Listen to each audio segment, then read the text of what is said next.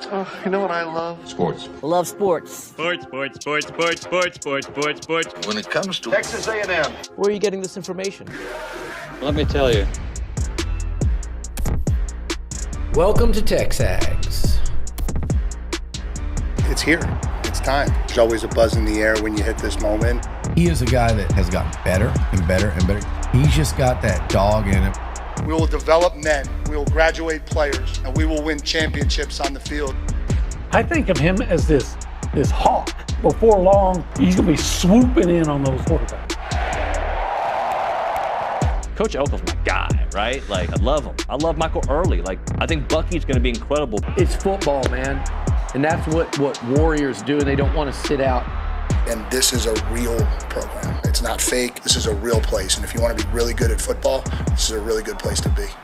You know, if I'm betting on anybody, it's the Aggies. You know how I know that I'm old? How? I sit in a chair and I'm like, wow, what a great chair. Yes, nice. Like, Bronny, you've got it good, buddy. So for those listening on radio, we have a different setup this morning at the Holistic Planning Cool Zone. This is what Bronny and Zane sit in during the B team. And for years, I never knew what comfort was. I just sat in a chair. I felt like a chair. Yeah. Right? Just a chair. Whatever. Chair. Yeah, it's a chair. They're all the same. Do that voice again? Chair. Yeah, chair.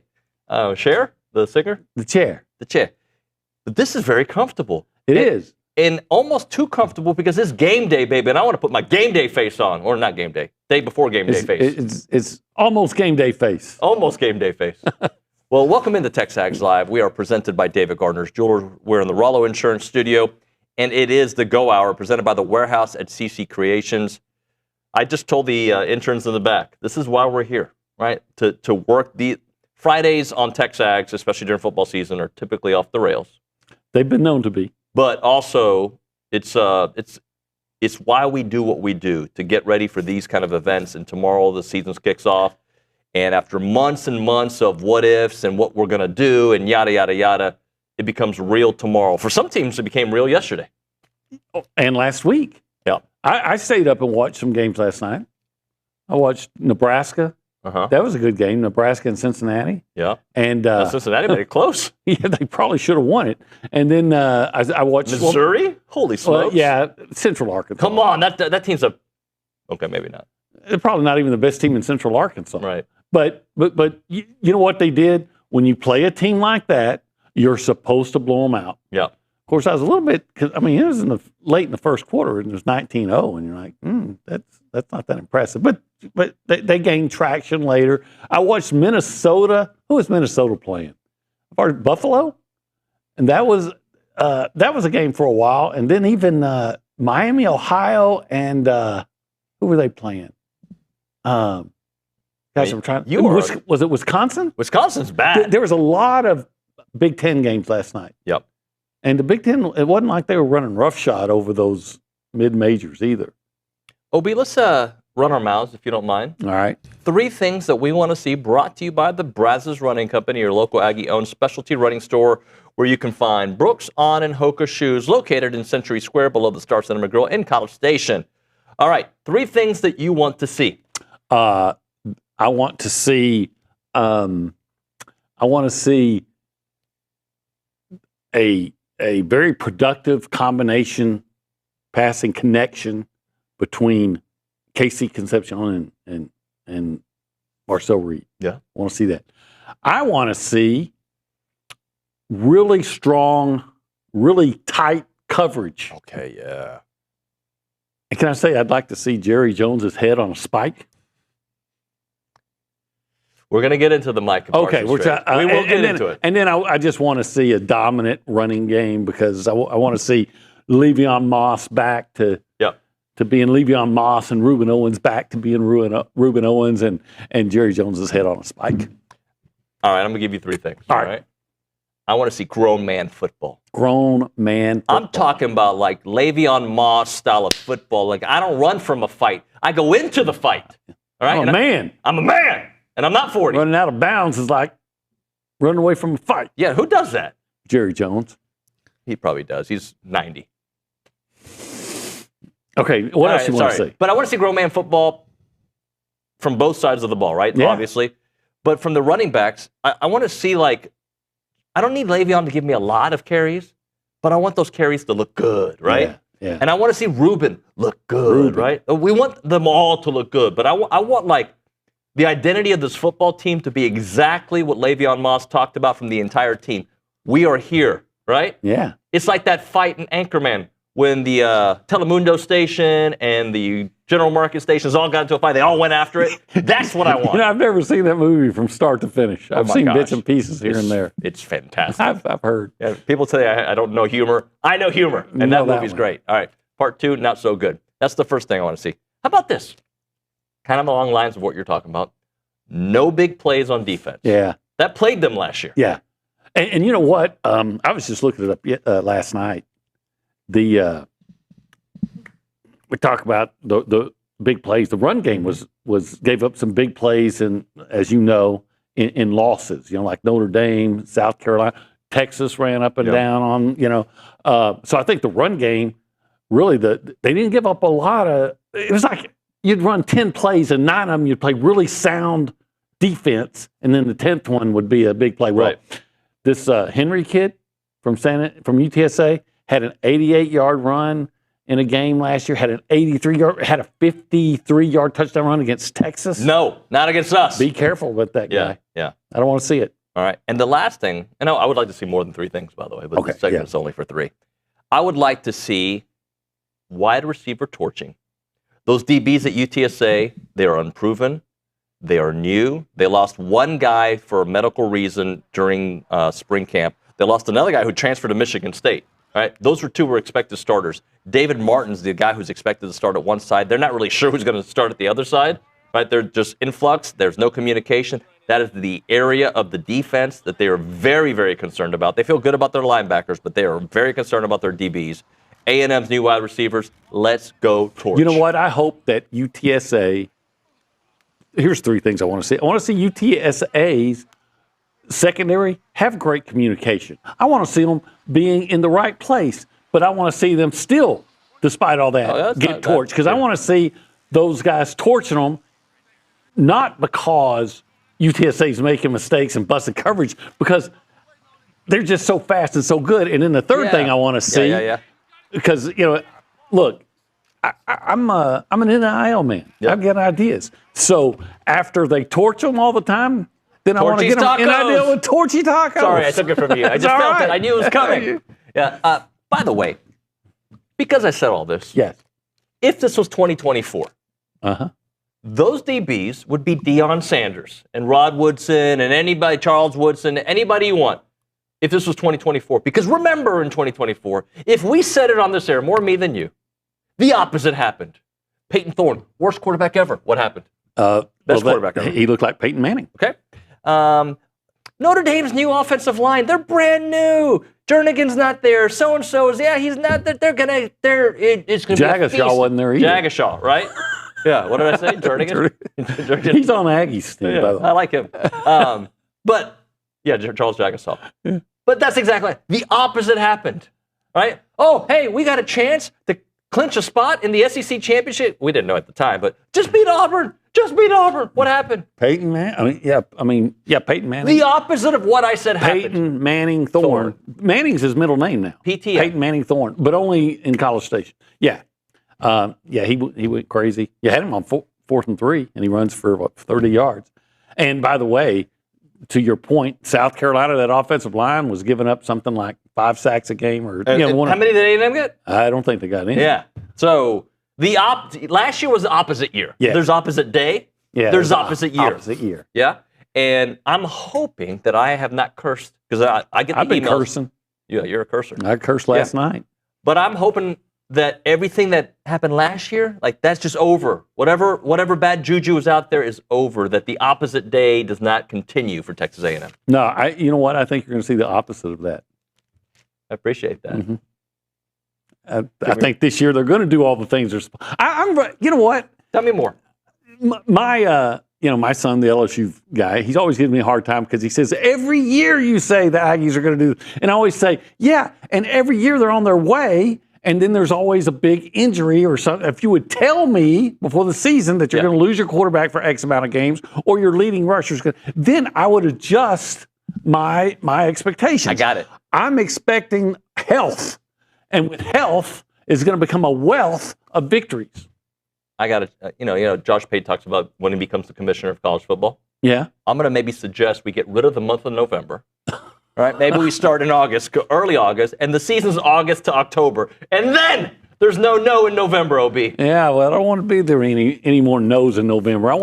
I can't think of anything that would go for that. I just want no victory. Well, no, I don't want to say that because that's what they already got. You got to figure it out. Connor Wigman, remember him? Yeah. 15 of 24, 3 touchdowns, 39 yards passing. U of H wins against SFA 27-0. Yeah, and again, I think Connor Wigman's going to be successful at UH. I still think he's a really good quarterback that was in a bad situation all around. Some of it his own doing. Yeah. But he's going to have to do it against a team better than the Lumberjacks. Yep. I mean, the Lumberjacks, East Texas school, I'm for them.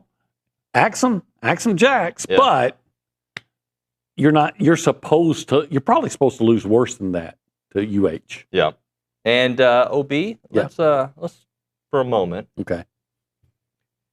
The Dallas Mavericks traded Luka just a few months back, and that was considered, if not the worst trade in sports history, the worst trade in NBA history. The worst. And now. Your friend, your mentor, Jerry Jones, trades Micah Parsons for some draft picks, some nice draft picks, and a defensive tackle who might be 50. 3-time Pro Bowler. I forgot his name already. I'm sorry. What's his name? Clark. Clark Gable? Was it Kenny Clark? Kenny Clark. UCLA, right? Yeah. Kenny Clark. Mm-hmm. Nice player. Nice player. I told you, and tell me if you're going to tell me I'm wrong. I don't think the trade is that bad, the way people react. I don't think the Lucas trade way worse, but had they maybe switched Kenny Clark for, I don't know, Edgerrin Cooper, I would have maybe celebrated a young player for, as opposed to an older player. Now, I know you want to torch Jerry, so here's your opportunity. It's not just Jerry. It's that there must be something in the water that only Dallas area general managers drink. Because after the Mavericks, you mentioned Luke and this. So I've got this feeling that the GM of the Rangers and the GM of the Stars, as we speak, are trying to figure out a way to unload their best player to so they can all experience a similar degree of suckage. Right. I think it's a prerequisite to be a general manager in Dallas to be retarded. And I think that Jerry Jones just reached a new level of stupidity that I didn't even think he could. He spent 30 years trying to prove that he and not Jimmy Johnson was the architect behind that dynasty of the 90s. And all he's done is spent 30 years proving that Jimmy Johnson was the architect. By the way, yes, sir. He's going to get 2 first-round picks. Who's he going to draft that's better than Micah Parsons? And on top of that, I guarantee it's going to be a late first-round. They're going to be late first-round picks. Now, they may get a real good, or they may be the number 1 pick because they're going to suck so bad because of this trade. But we're counting on this guy to draft players that can fill the gap of Micah Parsons. Let's talk about some of the guys they've taken in the first round. Reese, give me some recent first-round picks that this guy's picked. In 2023, he took defensive tackle Mozzie Smith. Mozzie Smith sucks. He's no good. Yeah, he sucks. In fact, he's so bad that you have to bring in Kenny Carter to feel better about how bad you are in the interior line. 2022 pick number 24 tackle from Tulsa, Tyler Smith. Now he's a good one. They got all right. Blind squirrel finds an acorn. Sometimes that's the acorn. 2017 defensive end from Michigan, Taco Charlton. I'd rather have Burrito Jones.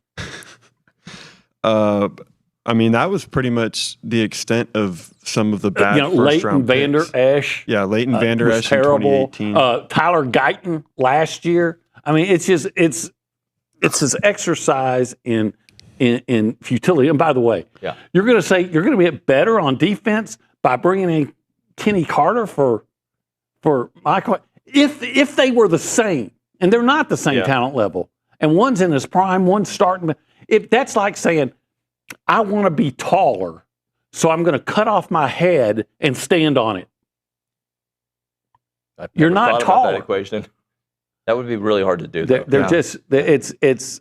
You know what? I got to tell you. I got a theory. This trade doesn't happen if the Netflix series doesn't happen. Because all the talk about Jerry or Jimmy J, it just reignited that conversation. Maybe. And now Jerry's got to prove, I'm going to show you I do it again. You know, I may have to put my Dallas Cowboy fandom on hold until an act of God occurs that comes to us all. And then when that happens, maybe I can start rooting for the Cowboys. We're going to get back to the Aggies. But, we are. Let's do, because I can feel my blood pressure going. Second player in NFL history to rack up 12 or more sacks in each of his first 4 seasons. The only other player to do that was Reggie White, who then was traded to the Packers and won a Super Bowl. All right, if you want to be a part of the conversation this morning, we want to hear from you. Call us. How do you feel? This is like Dr. Phil. How do you feel about the game this weekend against UTSA? What are 3 things you want to see? Call us up on the Buppy's Catering and Bartending Hotline, 979-693-1150. True story. All right. Let's not think about Mike. I'm going to make you happy. Okay? True story. Yeah. Buppy's came by and hung out with us yesterday. Yeah, that was nice. And the sopapilla cheesecake. You know, I'm not a big sweets guy. Holy bad words. That was fantastic. It was. I thought it was mashed potatoes. Oh, my gosh. I was like, oh, what a pleasant surprise. It was just okay. So I just wanted to make sure people know that I am human. I had a bite and a half. I would have drafted those Buppy's fajitas before I would have drafted Taco Charlton. Yes, that's pretty easy. In fact, those fajitas were much more effective. They produced more. They were just much more. They were just much better than Taco Charlton. Buppy's Catering and Bartending Hotline, by the way, and you can text that number as well. 979-693-1150. We will continue to go around the room, left to right, and behind the glass is a man that I call Nick. Nick Savage. Good morning, Spider sir. Hunter. Well, no, I didn't end up killing a spider. That's a story for later. But we are so back. I'm excited for this weekend. I'm excited it's a night game because, I mean, it's going to allow, the atmosphere to build even more and more. It's not as, hype as last year because we had Notre Dame coming to town. But, everyone's going to be ready for some Aggie football. So I'm super excited and excited to have the final countdown back. That's might be second to the go hour, the best hour of radio we do. By the way, the final countdown brought to you by La Casa Tequila. La Casa Tequila, sí. Raised in Aggie land, but rooted in the SEC. Let's check in one more time at the Angry Elephant News and Social Center. Reese Nygren, give me something to think about before we hit a break. So not a whole lot to think about, but Texas A&M Denver soccer match on Thursday afternoon halted due to lightning and declared a no contest. Denver had a 1-0 lead when the match was halted in the 67th minute, but it did not reach the 70-minute threshold to count as a match. So the next game for the Aggies will be at Ellis Field against the Lafayette Leopards Sunday at 7:30. Gotta watch out for those Leopards. Yeah, I kind of like that. Lafayette Leopards. This first segment is all about food for thought. Uh-huh. We talked dessert, and now we talk where you're going to lunch. I'm going to lunch today. You coming with us? I don't know. 1775. I've been looking forward to it. Wanted to go last week, but it's had some scheduling issues and things like that. You're busy, man. Cleared the schedule so I can clear the way to get to 1775. I'm actually going to even clear my stomach, so I'm going to have plenty of room for that succulent brisket, so that those amazing pork ribs, that jalapeno cheese sausage that I love so much, and then that queso mac and cheese. Yes. And if I feel like I need to decide that, okay, I got too much stomach, I'm going to try to keep it down, the calories down. I may just go for that turkey, because let me tell you something, that turkey is so good, you want to gobble it up. Gobble it up. By the way, they're going to be here 1775 tomorrow during our tailgate. Oh, my. Okay. Which 3 to 5:30. Yeah. But you can walk by and say hi. Well, I do that pregame show. Oh, that's right. Yeah, you need a police escort. I do. Yeah, I come do. by 1775 txbbq.com is the website. 979-492-6241. It is still 1775, and it's still good.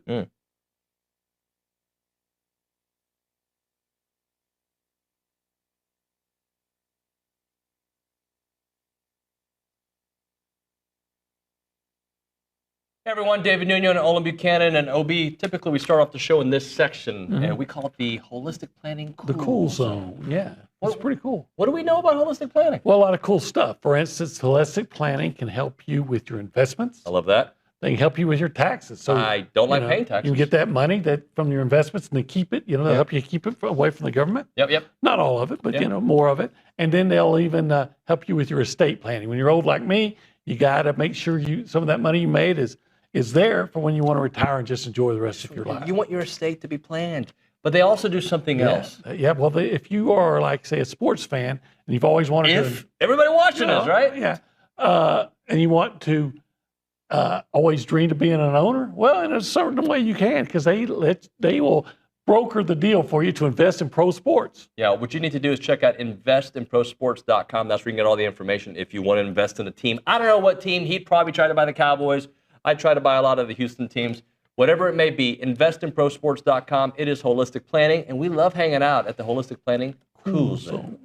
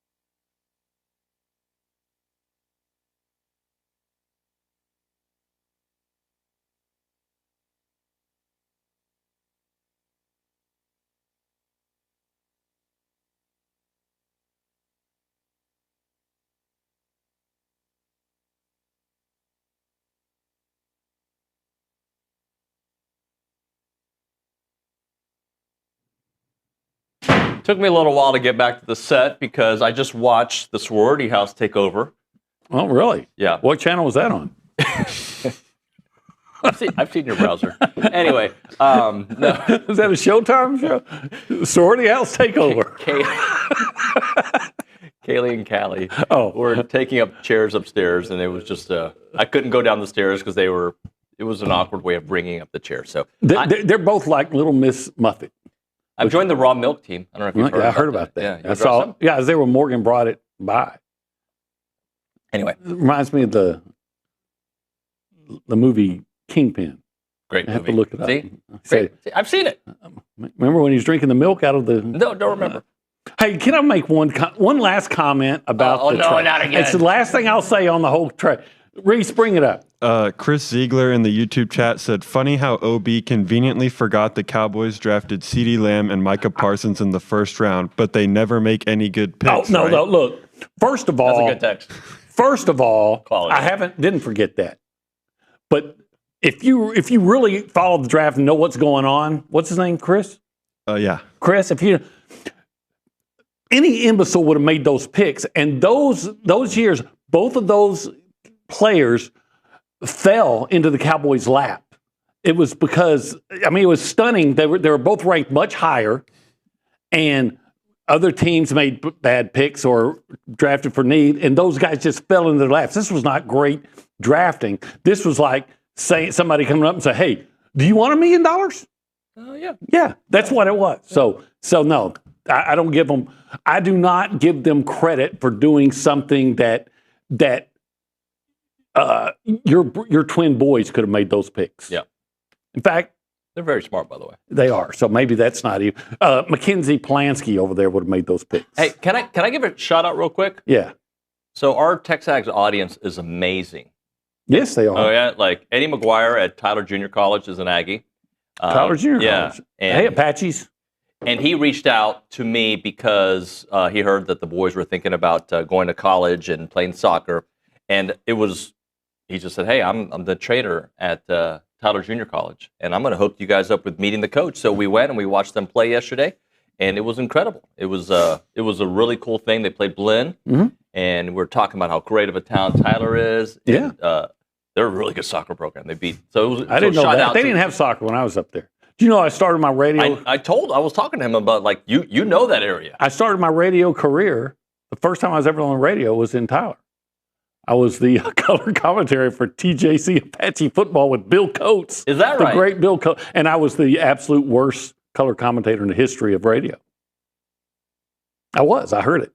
I said, man, but they're still. But you're really good. But they're still paying me $50 a game, so I'll keep doing it. You're really good at this, though. You're very good at this. But shout out to our audience. That was very, very kind of Eddie, and we got to be sidelined and watch. Hey, since we're giving shout outs, let me shout out to a guy that came to me on the gym yesterday. Okay. He said that how much he likes the Go Hour. Okay. And he listens every day. So Clint, I think it was Clint Buckner from Ore City, Texas, up there, East Texas boy, up there in Lake of the Pines, near Lake of the Pines, Ore City Rebels. So Clint, I know you're listening, so thank you again for being a faithful TexAgger. Appreciate that, Clint. Thank you. We love our TexAgs family, don't we? Obie, we're already at 8:28, and the segment that I had planned here was to kind of go through some of the players you want to watch. So I'm going to just pick a couple of them. Okay. And then you just expound on it a little bit. How does that sound to you? All right. So on the A&M side, we've already talked about Le'Veon. So let's go Cassius Howell, if you don't mind. Yeah, Cassius Howell. Again, Howell the Hawk going to swoop in on the quarterbacks. I think it's not wrong to say that he was the best pass rusher in the last, 4 games of the season? Yep. And from all indications is he's made that next step. He's ready to, or at least ready to make he's shown signs of that he's going to make that first step. Like your kid when they first, they start standing up, and then the next thing you know, they're walking, right? So everything we've heard in the offseason, man, he's staying up. He's ready to go from walking to running. Yep. And I just think he's going to have a big year, and he's going to be matched up against a guy from UTSA that gave up only 4 sacks and 2 quarterback pressures in like 560 or maybe 600 snaps or pass plays. So, but I still think that that he is going to be a guy that's going to provide that pass rush, along with other guys here and there, and then Elko's going to come up with some blitzes and things like that. But the guy that's going to be leading that charge is Cassius Howell. All right, let's go on the other side. UTSA. Let's talk about their quarterback, Olin McCown. Well, Owen McCown is from the famous McCown, the passing McCowans. Well, I don't have the actual numbers in front of me, but he threw for about 3,400 yards last year. I think he had about 36. 25 touchdowns. 25 touchdowns. 10 picks. Threw 3 or more touchdowns in 6 games. Now, understand, they're playing up a lot.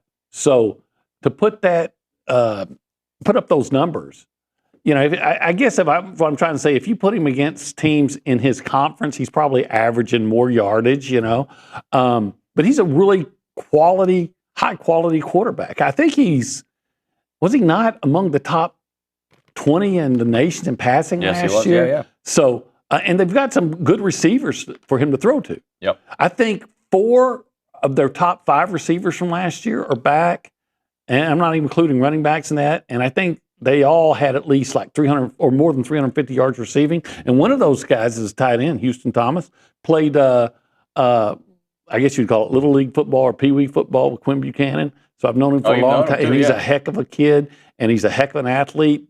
And, he's a good player. I think he had like 34 catches for him last year.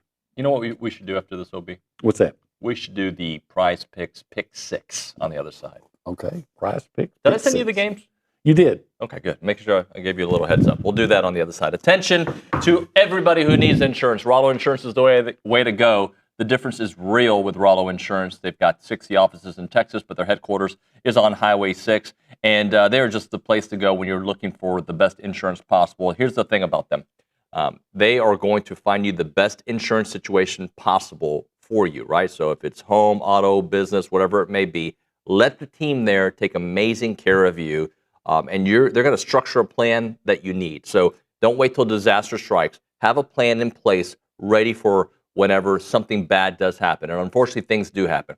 Call them up at 888-44-ROLLO. That number again, 888-44-ROLLO, or go to rolloinsurance.com/TexAgs. rolloinsurance.com/TexAgs. Remember, their headquarters is right here in College Station on Highway 6. It's Rollo Insurance.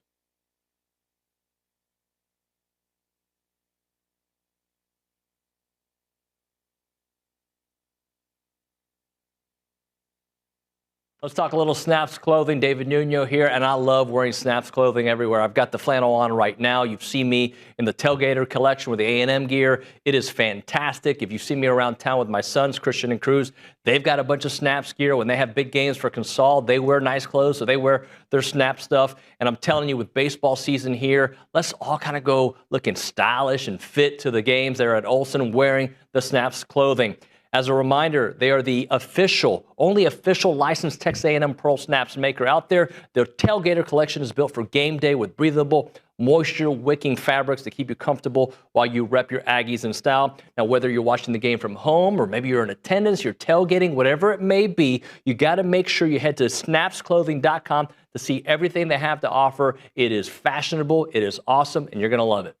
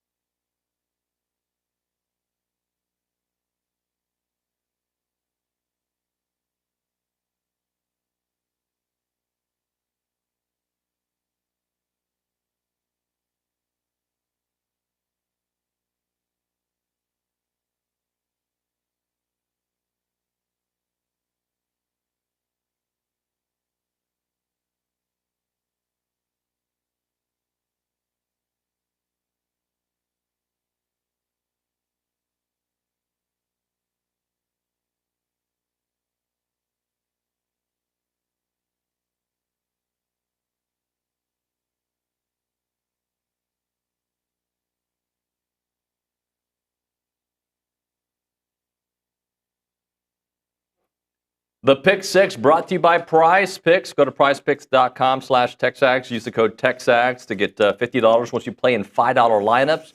This is the Go Hour presented by the Warehouse at CC Creations. He's Olin. That's David. Thank you. Appreciate that. And that's Reese Nygren at the Angry Elephant News and Social Center. Reese, we've got 6 games. Yes.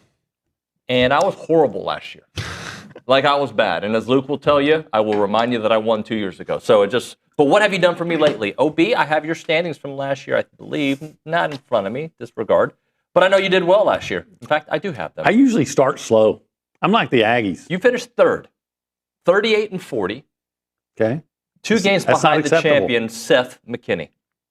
Yeah, Seth's a really smart guy. Is he? What's that workout place that he owned? CrossFit. Yeah, he's a CrossFit guy. CrossFit in body and mind. Yeah. Yeah. That's it's tough to keep up with Seth McKinney. Well, it's going to be Westlake, Chaparral. It's going to be easy to keep up with what we do on Pick Six. So, Reese Nygren, give us the games. The first game is the reigning national champion, number 3, Ohio State, playing host to number 1, Texas at 11 a.m. Ohio State is 2.5-point favorites. Obi, this is easy for me. So, a couple things. Texas's defense is still pretty loaded. Colin Simmons, what did he have? 9 sacks last year.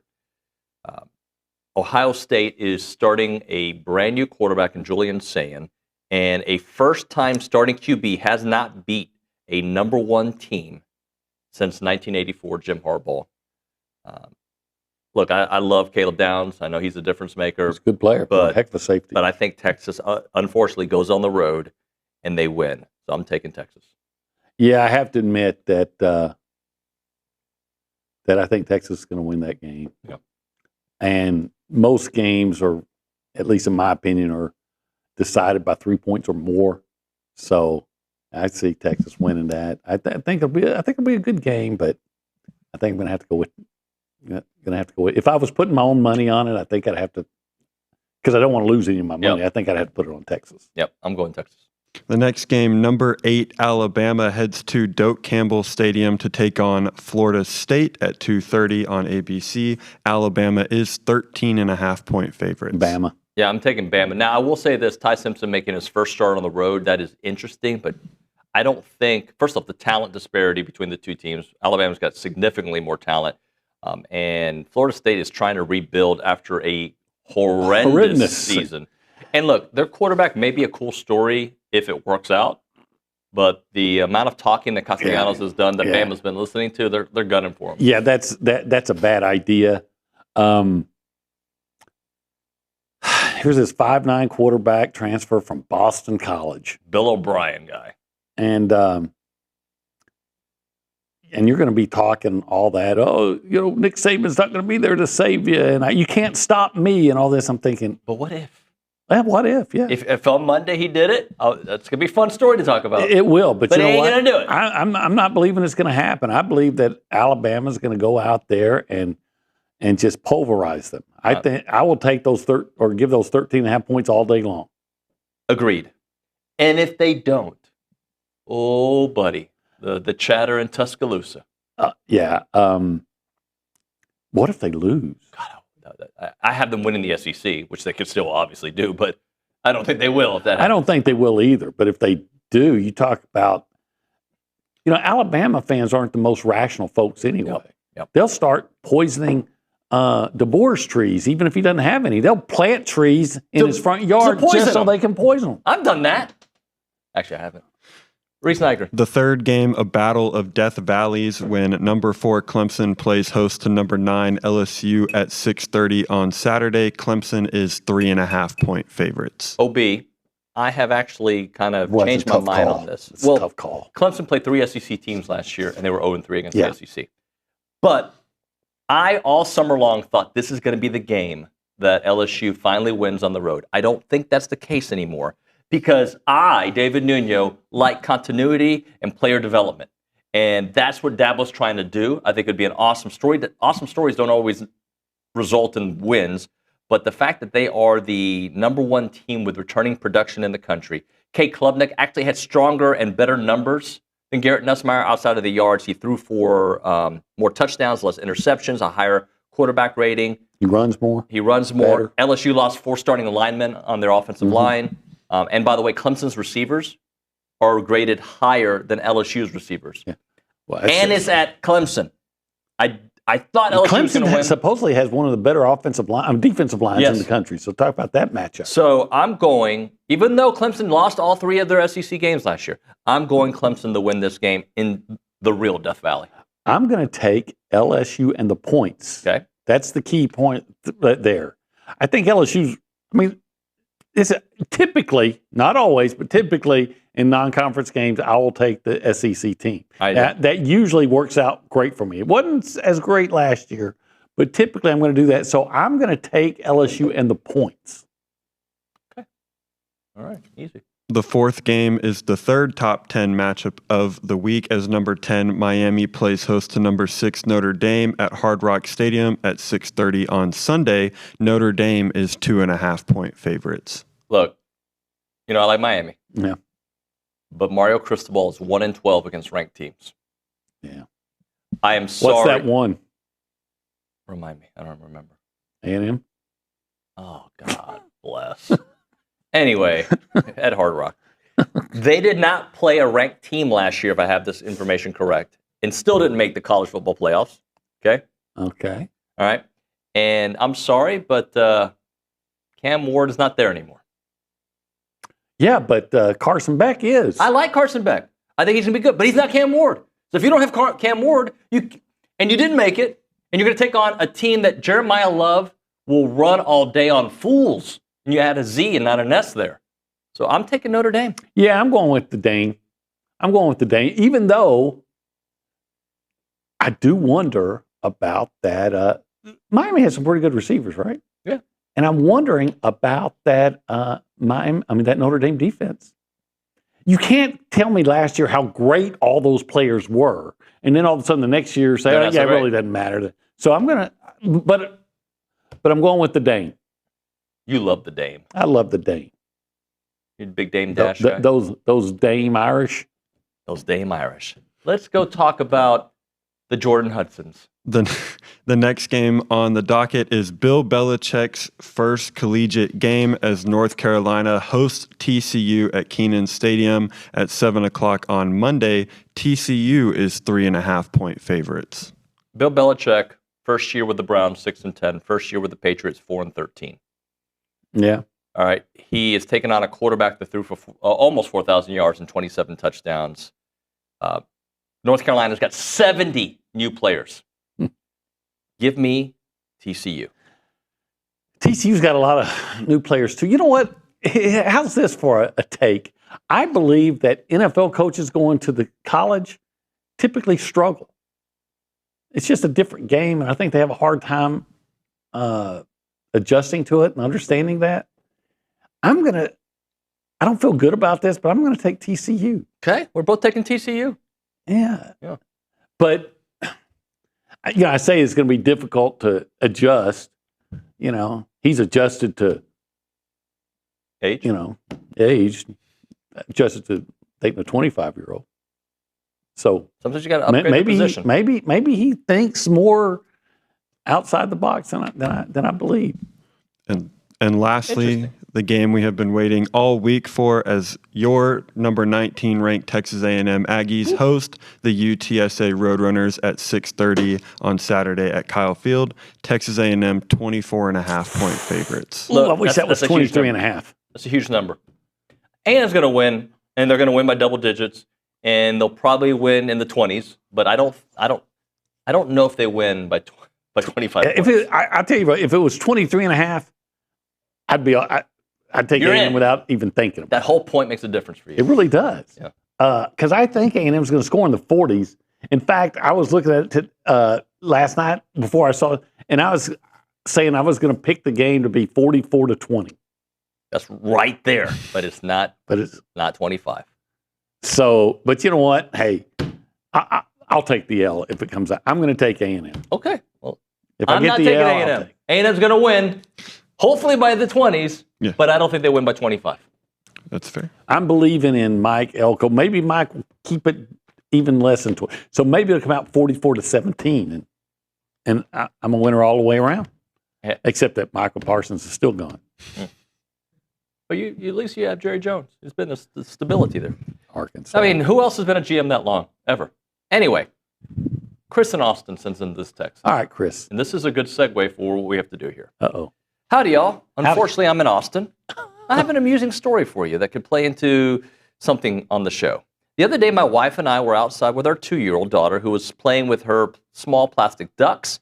She was walking around saying, I'm working. So my wife said, maybe we'll have a duck. She'll have a duck career. I thought, what on earth kind of career could she have with ducks? So I looked up on the line in duck careers, and what was at the top? Duck camp. Okay. Yeah. I would be absolutely fine if she ended up working at duck camp. Beat the hell out of UTSA. Duck camp. The gear is ridiculous, and I mean that like the kids mean it. I don't think they say ridiculous, but it means good. Yeah, it does. It's good gear. Yeah. I like it. Yeah. Swope was wearing it. Yeah. Dee was wearing it. I was wearing it. I know you wear it. I wear it. Hey, if I can look good in it, anybody can look good in it. This is true. This is true. Yeah. I mean, now you think about it. If they can take a sloppy guy like me and put it in duck camp and you look good, then imagine what it can do for all you out there who actually, aren't sloppy. Go check out the gear at duckcamp.com. Built for the outdoors and designed for everything else. It is Duck Camp. Whack.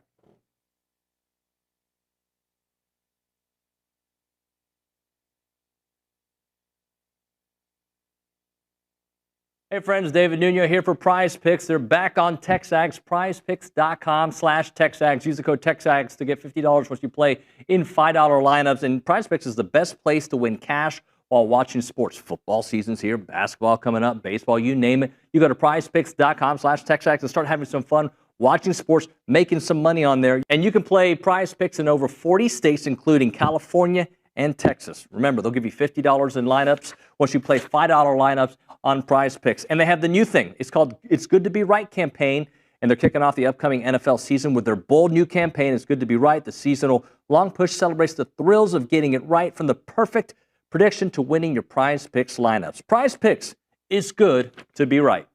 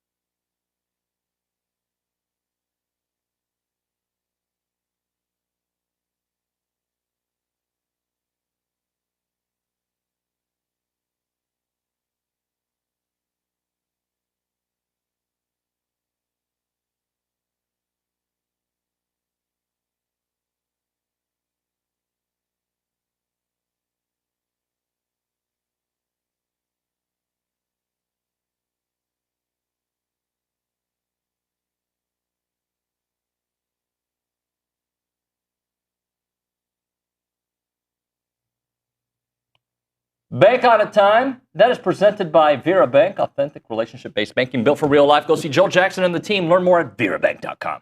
Obi, what are you banking on? You know what? I'm banking on Mike Elko leading his team to having a really good defensive showing. Okay. I believe in Mike Elko, especially as a defensive coordinator.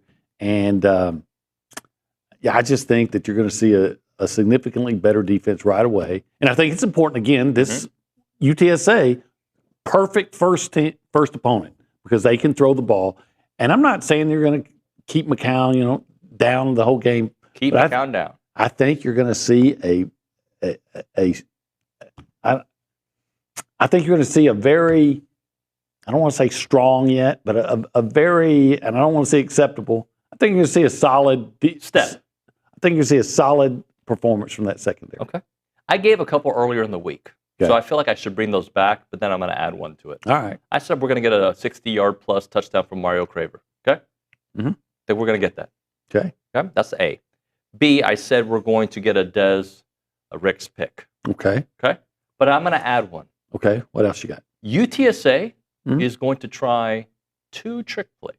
Now, I haven't figured out exactly which those are, but I expect David Amador to be used as a wide receiver. Oh, he is a wide receiver to throw the ball. Okay. He played quarterback in high school. I think that's going to happen. In fact, I this morning went in search for UTSA trick plays, and I found a couple with David Amador, and also a very interesting fake punt that they did in 2022. Okay. Look out for those. A&M's been susceptible, right? Except against Mississippi State last year. And this particular one, and I know Coach Elko watches way more film than I do. I did 9 minutes. He did 9 hours. But on this particular fake punt, the punter handed it off to the running back, but it didn't look like he did. It looked like he took off with it was like one of those. Yeah. And the running back just kind of waited until the defense, and then he took off. Yeah. So I've seen that one. I'm going to expect something like that too. Well, the head coach over there is from East Texas. In East Texas, those fools don't play. Those guys, they're sneaky. Those sneaky East Texans. So, especially Gilmer Buckeyes. Sneaky Buckeyes. So, Sneaky Buckeyes. I expect that I expect that you're right. I suspect that you are correct in that the Roadrunners are going to do some kind of sneaky things. If you could, in the last 30 seconds of this segment, could you reenact for me what it's like to be me during a football game at Confield? This is going to be great. This is going to be. This is going to be the worst season. I look at it. Oh, we're going to be great this year. Look at that. We're going to be. Oh God, that's in the first drive. They haven't even kicked off yet. It's bipolar, man. It's so bipolar. I recognize it. I love it, though. Yeah. You're a true fan. Yeah. Don't tell the A&M athletic department that because I'm not supposed to be cheering in the press box. But you don't do it loudly. No. It's just I can hear it because I'm sitting right next to you. And I do curse in Spanish. All right. When we come back, SEC Mike, he curses in English.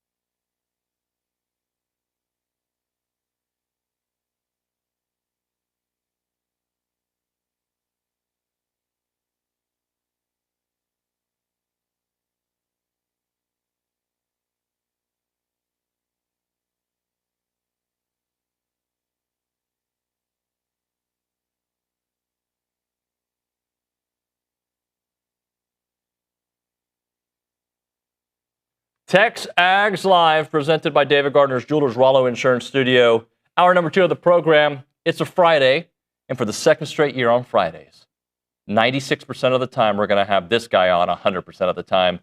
SEC Mike joining us here, Michael Bratton. What's up, brother? Hey, David, thanks for having me, man. I'm fired up for some SEC football. How about you? I am too, man. And as a reminder, our friendship has really taken on a new life, right? In the beginning, we had a little war, and now I've been on your show, and now we're talking for the second straight year on the show. So let's before we get to A&M, what did you think about last night, what you saw from Missouri?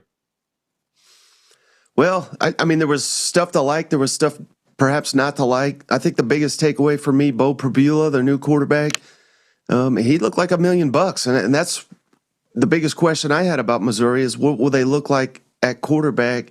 Unfortunately, Sam Horn, the other guy that was battling, he got injured. It looks like it was pretty significant as well. But, I think they got their answer in Bo Prabula. But I'm a little concerned, too, because it was Central Arkansas. And, yeah, they smoked them. But the offensive line, minimal push, I thought. And, again, that could happen in week 1. But that's got to get a lot better. Otherwise, Missouri is in for a really long season. Mike, I was impressed with their wide receivers because, look, I know they were taking Central Arkansas. I get it. But Marquise Johnson, I think it's like 3 or 4 games in a row that he's looked very, very good. Kevin Coleman's a beast. And there were some questions about who was going to replace Luther Burden and Theo Weiss. They looked pretty good. And Ahmad Hardy was fantastic. Yeah. So again, they do have pieces. I think it's an old adage. It's kind of cliche, but you get better from week 1 to week 2. That better be the case for Missouri because again, yeah, they smoked them. Should have been 61-0. Central Arkansas scored at the very, very end to put some points on the board. But I'm not upset if I'm a Missouri fan. But I think it's just one game. I'm overreacting. But there were things to be critical about. But Missouri looked very good, I thought. Mike, I know you're high on the Aggies. I think you have them 4th on your power rankings. Just give us some reasons why you're high on Texas A&M. Well, it all starts with the head man, Coach Mike Elko. And we all know what he can do on the defensive side of the football. And quite honestly, I don't even think we've seen it yet as a head coach. We've clearly seen it as a defensive coordinator. He was probably the best in America when he was down there in College Station last time. So if we take steps closer to that, I don't think we were anywhere near that necessarily last season. But if we get the defense righted, for me this year, David, it's all about the offense. And I know there's some people still questioning it. But year 2, Colin Klein, year 1 really for Marcel Reed as our starting quarterback, bringing back everybody on the offensive line, bringing back everybody at running back. I'm hearing great things about Kevin Concepcion. I think A&M is really, really going to surprise some people. I got them going to the college football playoff, and I think it starts this weekend with, I think A&M, I think the strong suit is going to be the offense in the opener here. What could be a potential roadblock for A&M to be a potential playoff team / right below a playoff team? I think maybe the defense not being where I kind of anticipate it being under Mike Elko in year 2. Last year it was the secondary. He says, we've got that solved. Now, all of a sudden, what about the defensive line? Which, on paper, we had one of the best defensive lines in the country last year. I don't think they quite lived up to that billing. I'm not saying they were, awful by any means, but I don't think they were quite that good, even though they put several guys in the NFL. I don't know if they quite were that in college. Now the defensive line is completely rebuilt, and I hear good things about the guys they brought in, but David, I hear good things about basically every player that's been brought in across the Southeastern Conference. Who's going to do it on the field if the defensive line doesn't hold up their end of the bargain? I think by the end of the year, I hope this isn't the case, but maybe Coach Elko's pounding the table for, the defensive line will be better in year 3 like he was the secondary after year 1. Mike, I like the segment you did with Cousin Shane the other day. What's more likely, Texas going 9-3 and Texas A&M going 10-2? Or Texas A&M going 10-2. So just for our audience, let's kind of go back and forth on that a little bit. I think it's more likely for Texas to go 9-3. Not that I expect Texas to go 9-3. Where are you on this? Yeah, you're just like Cousin Shane. I can't believe that. But I said I think it's more likely A&M's going 10-2 because that's what I think is probably going to happen for A&M this year. So And you also got to factor in Texas' schedule, which we have beaten into the ground. And I know they're playing Ohio State now, so all of a sudden they've got a fantastic schedule, right? Well, not so fast, in my opinion, just because they're playing one difficult non-conference game. They do still go to Georgia, but I don't know that there's a ton of roadblocks on Texas' schedule other than that, maybe A&M. But I don't think Texas is going to lose that many games, but it would be kind of funny after all the hype and number one and Arch Manning and all that. But no, I just think I really have it pegged as A&M 10-2. I think that's the record. I think A&M is going to be one of the most improved teams in the conference this year, and that's why I have them as a college football playoff team. You know, Mike, I think Texas is going to probably go 10-2 or 11-1, but there's a part of me that's like, but if they stumble against Ohio State, that Florida game at Florida becomes very interesting to me. Okay, it's going to be interesting anyway. The Georgia game obviously becomes very interesting to me, and then you end your season with Texas A&M. If A&M is that team that you think they are. Now that 9-3/8-4, again, this is all based on if they were to lose to Ohio State, then it becomes a possibility, right?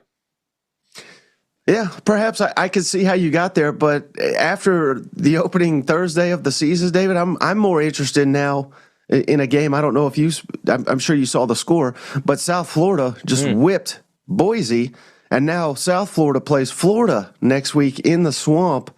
And what happens if Florida loses to South Florida? That's true. I don't know how competitive Florida will be against Texas. So, I mean, there's so many dominoes. Again, I'm probably overreacting to the first Thursday of the college football season, but that was eye-opening to me yesterday. I agree with that. All right, give me a reason for LSU to go to the other Death Valley and win. What is a reason, and then maybe a reason why they won't win? Mm-hmm. Well, I don't think they will win, but a reason they will maybe is Garrett Nussmeier, who he's been through these wars before. You know, he's trained to do this. Many people have him as perhaps the number one pick in the upcoming NFL draft. He's had some highs, he's had some lows, but you know, that's kind of life of an NFL quarterback, David, where you've got to, you have your A&M games where A&M really solved him. I know your audience knows that well, but you got to be able to bounce back. And he was able to bounce back late in that season. I think he is a future pro. I'm just not sold on the talent around him in terms of week one, going on the road, a top five-ish opponent. I think it's going to be a very, very difficult task for LSU. How does their offensive line hold up? How do these new look receivers, how do they implement into the offense? I don't think that's something that just happens overnight. I would much prefer this game, week 2, week 3 of the season for LSU. So I don't think LSU gets it done. I think Brian Kelly is a very, very, very good coach. Is he an elite coach? I don't think he is. I think LSU is going 8-4 this year. Mike, would you agree that I don't know if you can say elite, but you can be an elite coach outside of the SEC? Right, and just the SEC is just such a freaking gauntlet, and I think it's more of a gauntlet this year than we've seen. It's always been a gauntlet, right? But it was top-heavy gauntlet. Now it's like all over. I mean, 10 teams deep. Right. Yeah, there have been many coaches, David, that were allegedly elite, and then they come into here, they're like, wow, this guy, he can't hack it. Not this conference. And it's funny you say that. I don't think you were setting me up for this, but the one guy that I have that could fit that description is Kalen DeBoer down at Alabama. If they lose to Florida State, they should destroy Florida State. But if they lose Alabama on the road as nearly a 2-touchdown favorite, we have to start to wonder if this man is cut out for life in the SEC. Because I think if they lose, I certainly don't think they're going to turn around and fire him tomorrow, Sunday or anything. But I don't think he's going to make year 3 in Alabama because I think they're in for a really rough year if you can't beat this team. All right, then I'll ask you this question. What's more likely? Georgia winning 9 or less games or Alabama winning 9 or less games? Oh, I think certainly Alabama winning less 9 or less games. I think is more likely, but that is more of a vote of confidence of Kirby Smart and the program that he has established. I mean, heck, David, they lost multiple regular season games last year, and they still managed to win the conference. So, I mean, we all know at this point in time, Kirby Smart's one heck of a coach. Now, I say all that to say Alabama is my preseason pick to win the SEC. So Mine too. I think they could get it done. I'm not saying it's going to be a disaster for Alabama, but I'm saying if things start trending poorly, I think a decision will have to be made on their coach, who it may not be cut out to be the replacement for Nick Saban. Well, let's talk about that for a second. Opening week losses, like what that would do to LSU, what that would do to Alabama. We've kind of touched on it, but like the way that the rest of the season plays out, and there's plenty of time to still make the college football playoffs, especially in this new world. But my goodness, the spotlight on both of those coaches, if they were to have a stumble to start the season. Yeah, it'd be bad. I think I've been saying, though, for LSU, just because it is Clemson, just because it is on the road, and we have seen them stumble before and kind of recover, I don't think it's the end-all, be-all, as much as they're trying to make it this is going to be different this year. We're all our preparation is different. I get all that. But I think for LSU, that game, it comes week 3 when Florida comes to Baton Rouge. We've talked Florida a little bit here, but they had a chance to hire Billy Napier. He was publicly campaigning when he was at Louisiana that, hey, I'm out there for LSU. They didn't even consider him because they knew they had Brian Kelly in their back pocket. If LSU, regardless of what happens against Clemson, if they lose to Florida, I think that's a devastating one right there. But, yeah, for Alabama, I think that's more of where you're going with that. I mean, Alabama's got a lot more difficult games than Florida State upcoming, including a trip to Georgia here week 5 of the season. Tennessee, Missouri. I mean, there's so many games for Alabama. Alabama better. Not only they better win, David. I think they better win by 20 or something points. They should crush this Florida State team. I 100% agree with you there. All right, let's talk South Carolina. When I went on your show, I said that I was not sure that I thought Lenore Sellers is a top 2 or 3 quarterback, and that's not brain. Everybody knows that.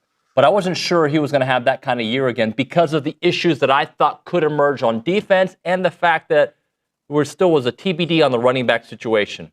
Faison is eligible. That's going to be it. He's not Rocket Sanders, but he's pretty good from the film.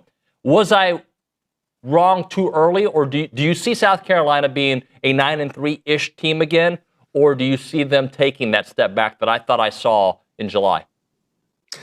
Yeah, I've kind of gone back and forth on the Gamecocks, David, because I understand everything you're saying, and I agree with much of it. But when we were down at media days, it just seemed like everybody that we ran into, aside from you, was so high on the Gamecocks, so they kind of had me convinced that that they'll be able to duplicate or perhaps even do better than they did last year. So they're one of the wild cards, I think, and I really, really like Shane Beamer as a head coach. I think he's doing a tremendous job in Columbia.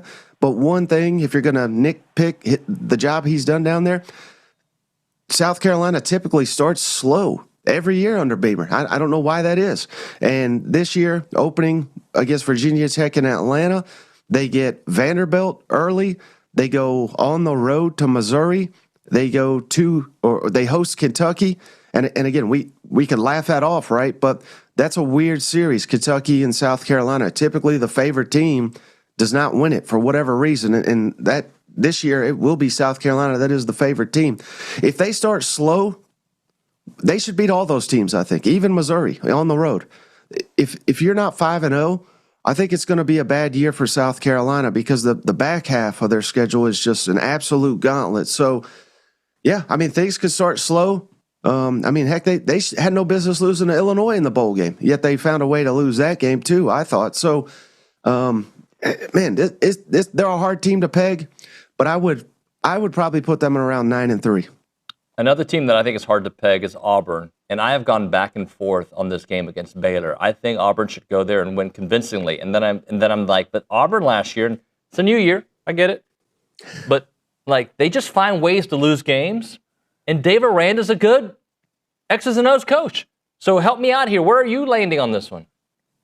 New year, David, same coach, Hugh Freeze, where I don't understand why anybody gives this guy a solid reputation, well, for many things, but for offensive football, for coaching quarterbacks, for being an offensive innovator. I get it. He beat Nick Saban twice. That was over a decade ago. he's still living off that. So, credit to him. He did get that done. Very few have done it. Beyond that, I don't know what the guy's done. So, Auburn's massively more talented than Baylor. They should win this game. But again, I just go back to Hugh Freeze, and we are doing a live watch party. And it's so bad, David. Our listeners, they said they have challenged us to take a shot every time Hugh Freeze benches his quarterback. I'm terrified going into this game. I don't want to be taking shots during a live stream, but I'm afraid I'm going to have to take about 6 of them because Hugh Freeze is the coach. I think Baylor wins this football game, even though Auburn should win it. Yeah. All right. And Tennessee, Syracuse. I don't know why I am struggling with this one as well. I guess I know why. The whole quarterback situation with Joey Aguilar and new running back. But I still think that Josh Heupel deserves credit for being the kind of coach that he is. He kind of morphs his team into what they need to be. So I think Tennessee's going to take care of business. Where are you on this one? Yeah, I'm right there with you. And again, I understand the hesitation as well. Syracuse also, though, is a team that is not returning much. 2 offensive starters, 3 defensive starters, so 5 combined total starters back for Syracuse. And, I get it because I'm a Tennessee grad. I could tell you pretty well. Tennessee, they'll let you down. But that's kind of the Tennessee of old. Ever since Josh Heupel has gotten there, he has really kind of combated the narratives of Tennessee being just a constant letdown and things. As soon as things start to go right, they go poorly again. I think he has done a really good job combating all that. And this is a 2 different programs, David. One, heck, they just went to the college football playoff. I got a ton of faith in Josh Heupel and what he's building. Yes, a lot of the players are unknowns to the vast majority of fans, but they got a ton of talent down there. Meanwhile, Syracuse, I know they just had a really good year, but that's a program that is still being built, whereas Tennessee is built. I think Tennessee wins and wins pretty comfortably. A name to know, Deshaun Bishop, their new running back. I think he's going to be maybe not like a star in the SEC, but I think he's going to be probably a top 6 running back in the conference this year. Mike, last thing for you. I know we talked Texas for a moment, but we really didn't talk about this game at Ohio State. And the only I think Texas is going to win, and I think they're going to cover, and they're going to win comfortably. But when I say comfortably, they're going to win. I don't know. Not by double digits, but they're going to win. But the only reason I would hesitate is because it is on the road. That would be the only reason I'd hesitate. But a brand new quarterback hasn't beat a top team since 1984, number 1 ranked team. So are we on the same page on this one? Yeah, it's like you're reading off my notes here, David. So, again, I like the staff continuity better at Texas. Ohio State, both offensive and defensive coordinator transition there. But, I agree 100% with, I think Arch is going to be a really good player. It's almost like we're not allowed to talk about, he may not be a Superman week 1. If this was the end of the season, I think Texas probably could steamroll them. But I think there's going to be a transition there. 4 new offensive linemen, of course, for the Longhorns. And I think not enough people know the other quarterback in this matchup, Julian Sayin, who this was a guy that Nick Saban has pegged as his next great Alabama quarterback. I think Julian Sayin is going to have a better day than Arch Manning in this one. So I think it will be a really good game. I am picking Texas. I'm right there with you. But I have it as less than a touchdown, maybe like a 5 or a 6-point Texas win. Wouldn't surprise me at all if Ohio State wins this game, though. Mike, great stuff, man. Appreciate your time. We'll do it next week, all right? Absolutely. Thanks for having me. Thank you, SEC Mike there on the Bubby's Catering and Bartending Hotline. Appreciate his time. We'll hit a break. I believe Billy will be here. Hopefully Billy will join me next week with Mike, too, because it's great to get us 3 together. And I know Billy is probably on his way here, so we'll chat with him on the other side. When it comes to preserving your farm and ranch's legacy, it's not about telling people about it. It's not about capturing pretty pictures. It's not about posting it on Facebook Memories. It's about understanding what that operation means to your family and transferring those values to the next generation. And that's what Chance McClain does with his Heritage Films and the Farm and Ranch Films. They interview thousands of people, right? And they want to make sure that you are able to tell that story and keep it for the next generation. And these are not just businesses when you have these ranches. They're blueprints for America and for building character. From the timber farmers thinking in 100-year cycles, the cattle ranchers preserving traditions, Farm and Ranch Films captures the wisdom your grandkids are going to need. And if you want to tell a story about your family, your dad, I was with my parents on Wednesday. We did a heritage film with him years ago, and it was fantastic. I'm telling you, Aggies, you want to get a story done about your family because Aggies care about their family stories more than anybody else. And if you ask Chance, his number one clients are Aggies. Check out the website, yourheritagefilm.com. Yourheritagefilm.com. Call them up, 713-893-8341. 713-893-8341. It is Heritage Films.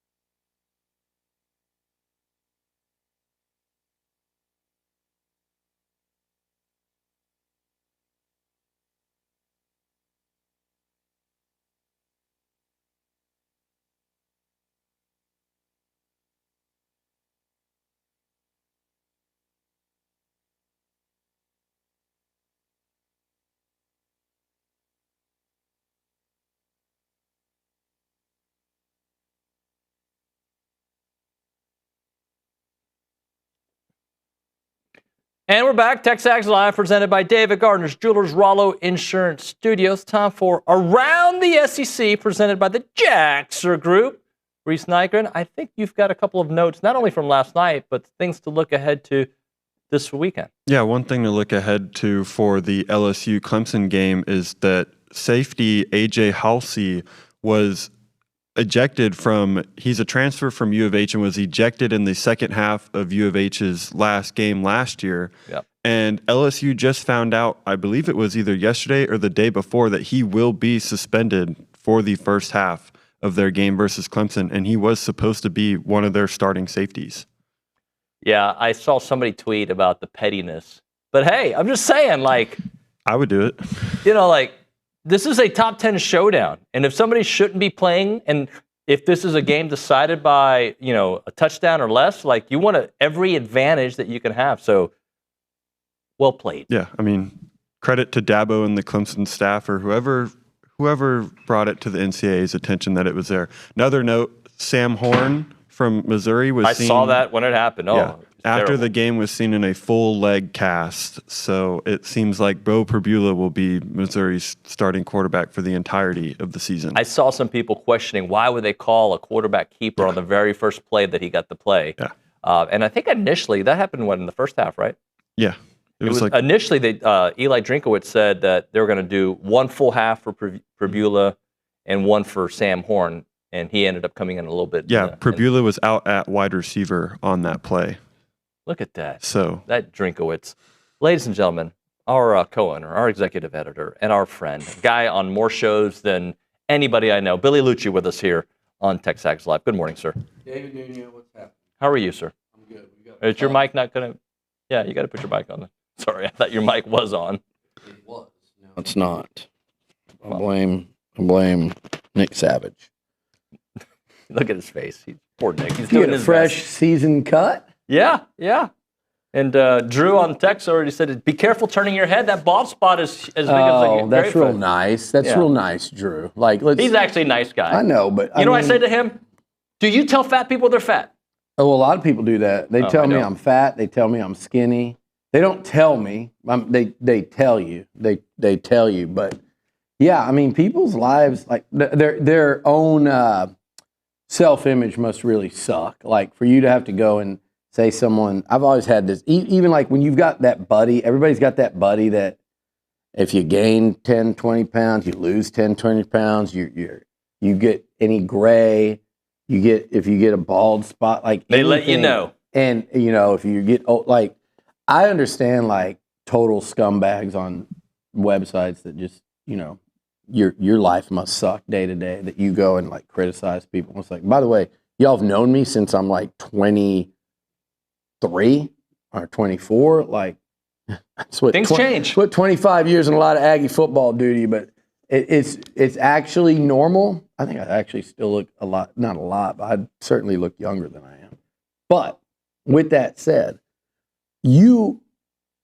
people that do that, and if you're that friend that does that to your friends, you're a loser and your friends don't really like you.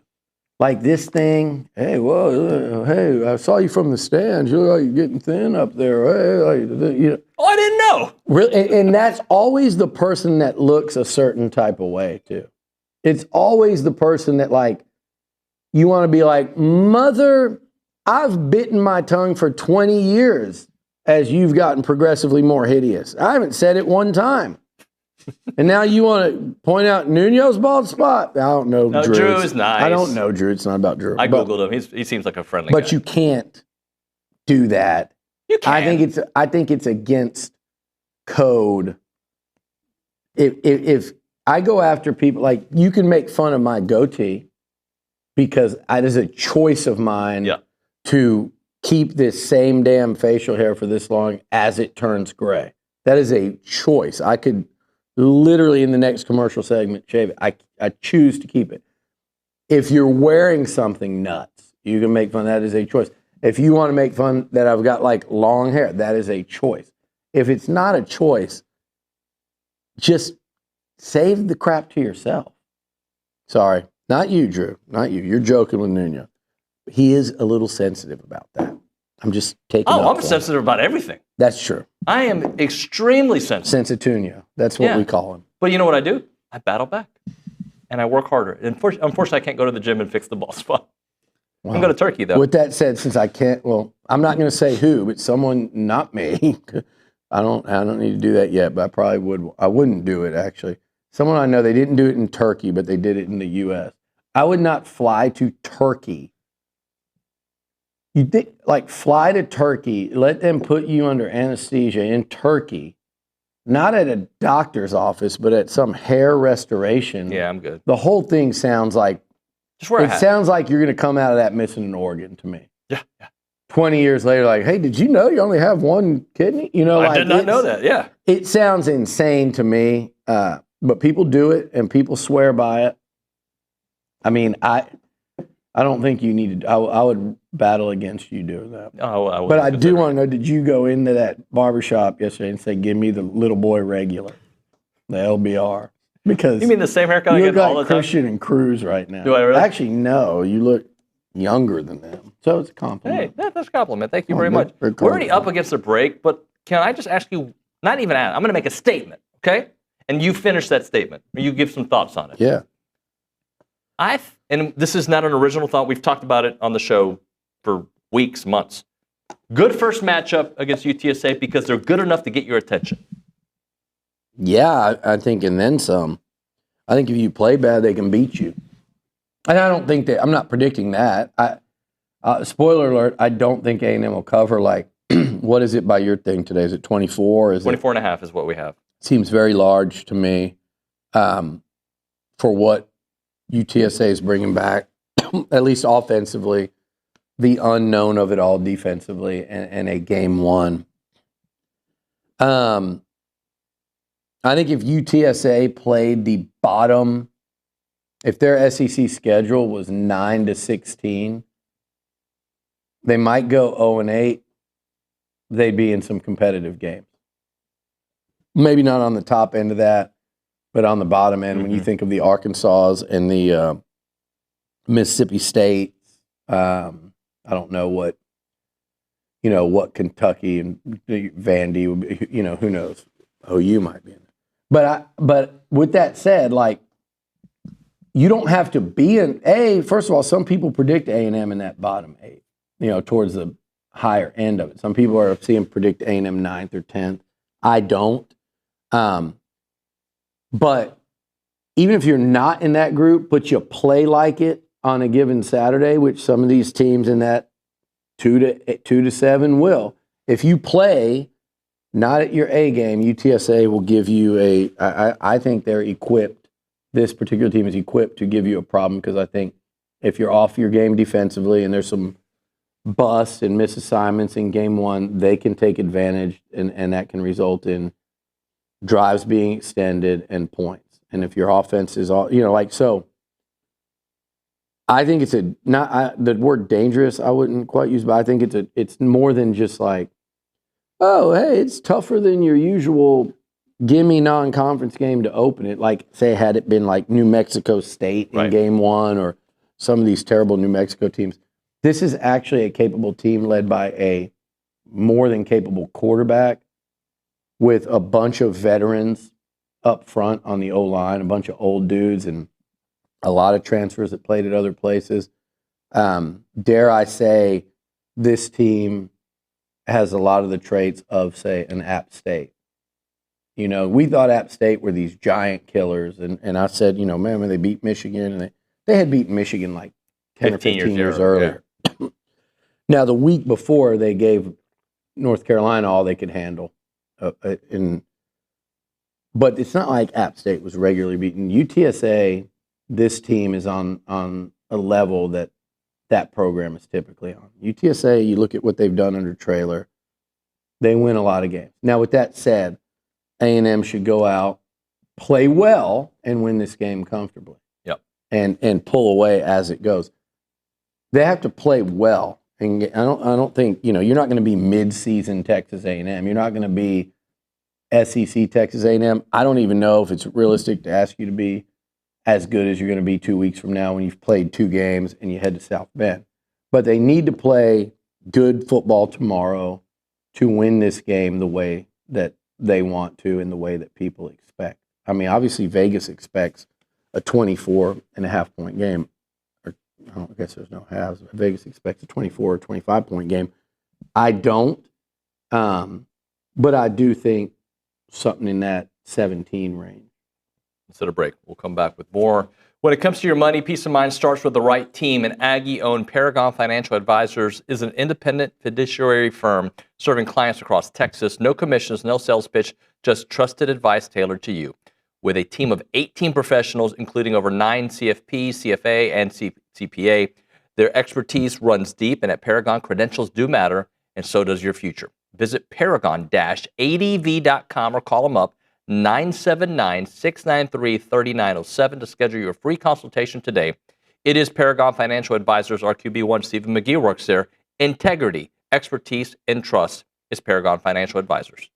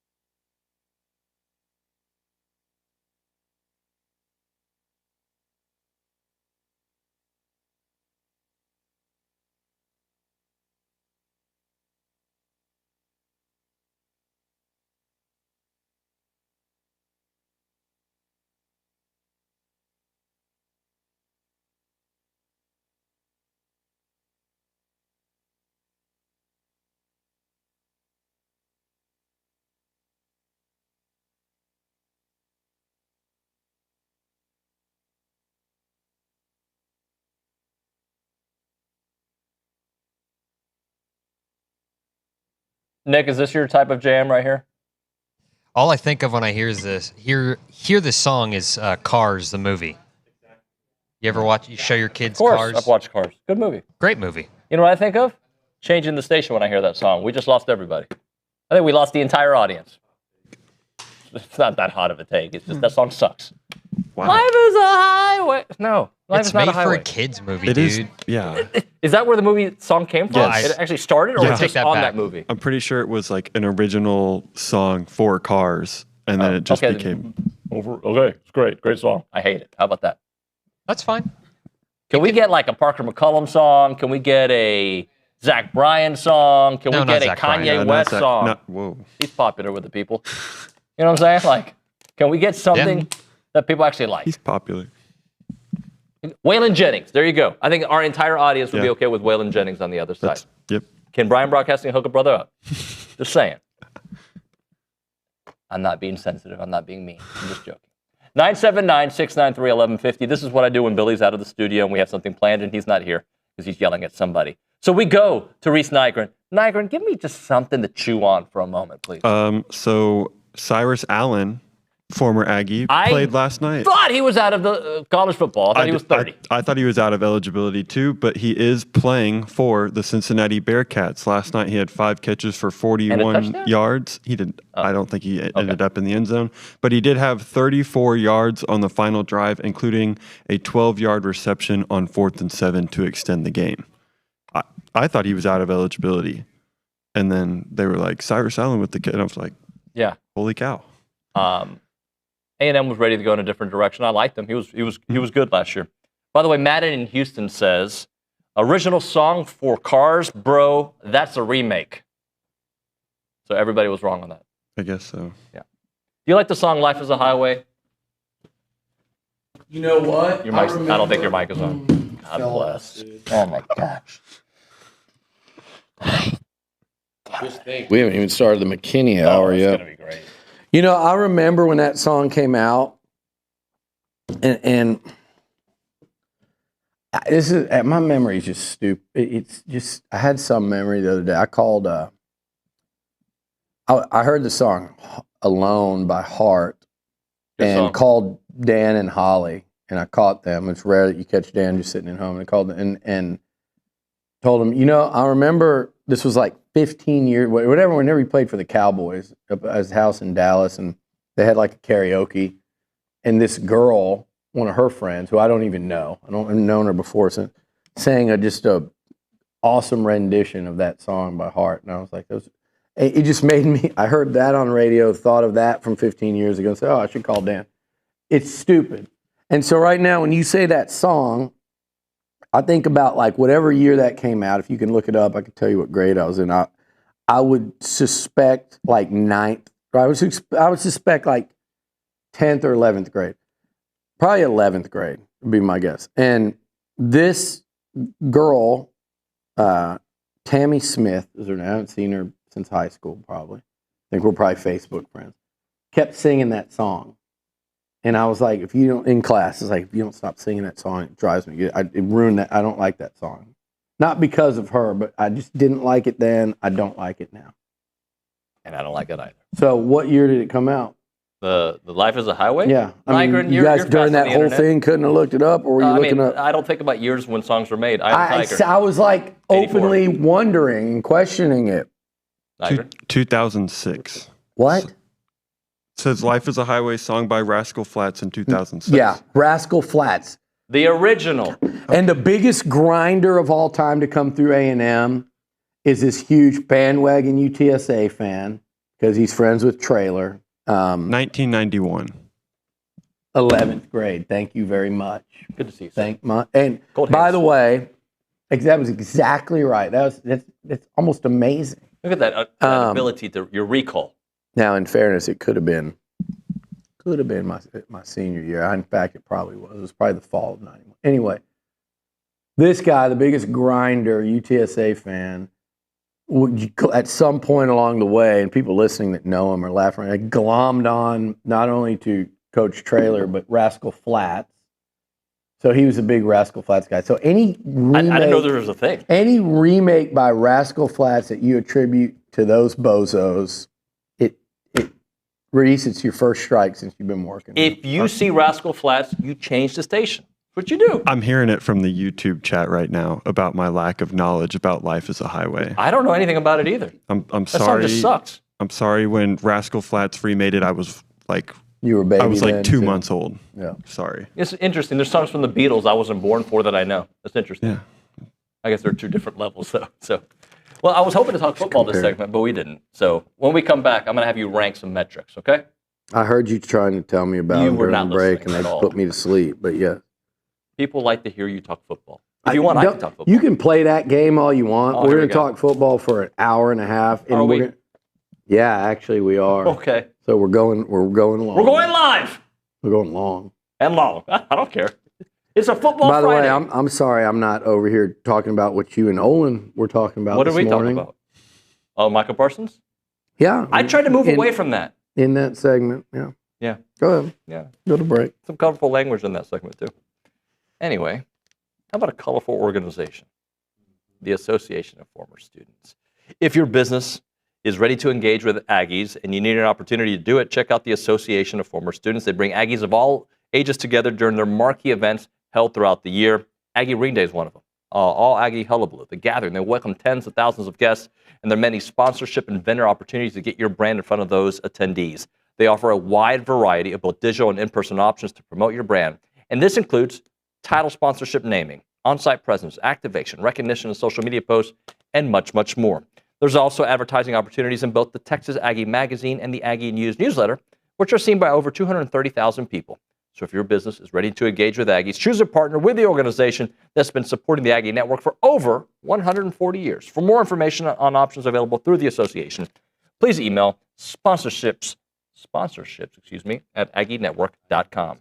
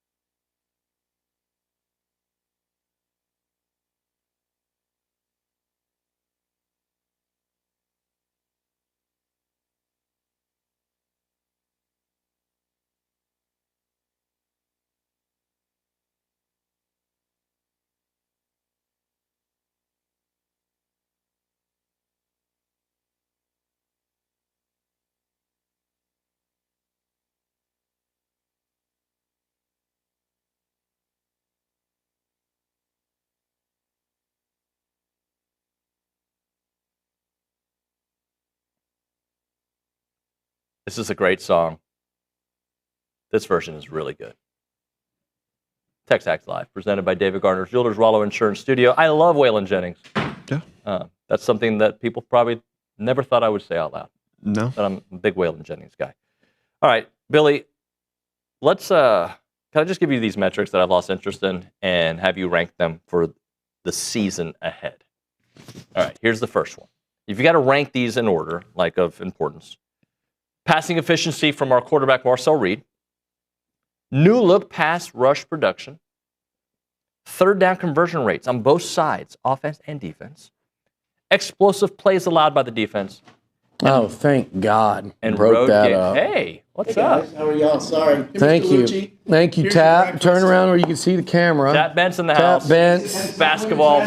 My good friends from Another Broken So you Egg. said bring David one or no? I did. Oh, what a kind. Thank you. See, I'm not. Thank you very I'm not much. a bad guy. Great to see you. And I've got my Broken Egg mug that has replaced my Grand Look at Teton this. Oh, wow. for the day. Thank you. Avocado. Hey, in I will there? let you know if he eats it. I'm going to eat it right He's now. not. I'll He's eat a it during little. I'll eat it during the show. Can he talk that long with you eating? He's a little There you carb go. averse. Let's put it that way. I eat carbs. Thank you, Tap. Thank you, Broken Egg. I just ran out of time to eat there this morning. Okay. We had Thank a you. car You're a incident. great customer like Mr. Liucci. You deliver. Yeah. That's very kind Actually, of you, no, Tap. they just bring it to everybody. So just call them and say you want Tap to bring you a sandwich. All right. Are you going through all these wild ass stats, Are they, including I mean, we don't have time for the wild Go ahead. stats. New look pass rush, third down defense, Explosive plays allowed. We're already at the music part of the segment. explosive plays Road game allowed. performance. Road game performance might be my number one. Okay. I think the third down and pass rush tie in together. They also tie into run defense because it's what are you putting them in third and distance. So I would say third down, getting off the field. And I think it's not just explosive plays allowed, Nuño. I think it's explosive plays offensively. Okay.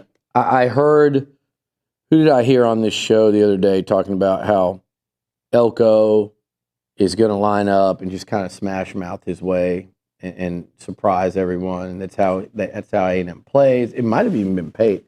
That's what they do what they do, and Elko's going to line up and they're going to out physical you, and it still plays. And I agree with all of that. But I think people outside of that haven't seen this team at work this fall will probably be a little bit surprised by the explosivity on offense. Okay. And I mean, even in the passing game with Reed, with Craver, with Concepcion, with Ashton Bethel-Roman, with Bussy, these tight ends come in, and especially the running backs. And you throw in what you didn't have last year is essentially Bethel-Roman, Concepcion, Craver, Burkature, Nye Black, Morrow, and Reuben Owens. Really, those 7 guys you didn't have. You didn't have Le'Veon Moss for the last 4 or 5 games. And then you've got a guy in Terry Bussey that was kind of making the adjustment from small town high school football and cornerback to offense. So you really didn't see much at all out of him. So he's almost like a new player. And then Marcel Reed should take a giant step forward this year. That's what everyone's looking for and hoping for. Final countdown brought to you by La Casa Tequila coming up. As a reminder, the final segment of the program brought to you by Double Days. That's at 10:50. But right now, caller number 12, 979-693-1150. We're going to hook you up with your choice of a dozen pepperoni rolls or a large one-topping pizza from Double Days. They've been serving Aggieland since 1984 with your favorite pizza and, of course, those world-famous pepperoni rolls. Reliable in-house delivery, bringing piping hot goodness straight to your door. Just click on doubledaves.com and your favorites are on their way.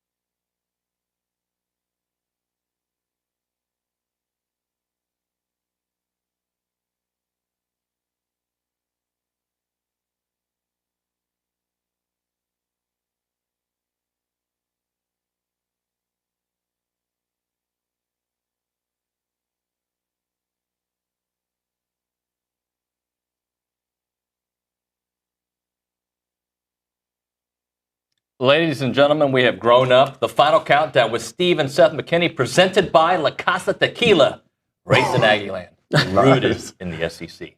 We got a freaking sponsor. Hell yeah. That's how we've grown up? I don't know. Man. What'd you want? I don't know, something better, but I'll take it.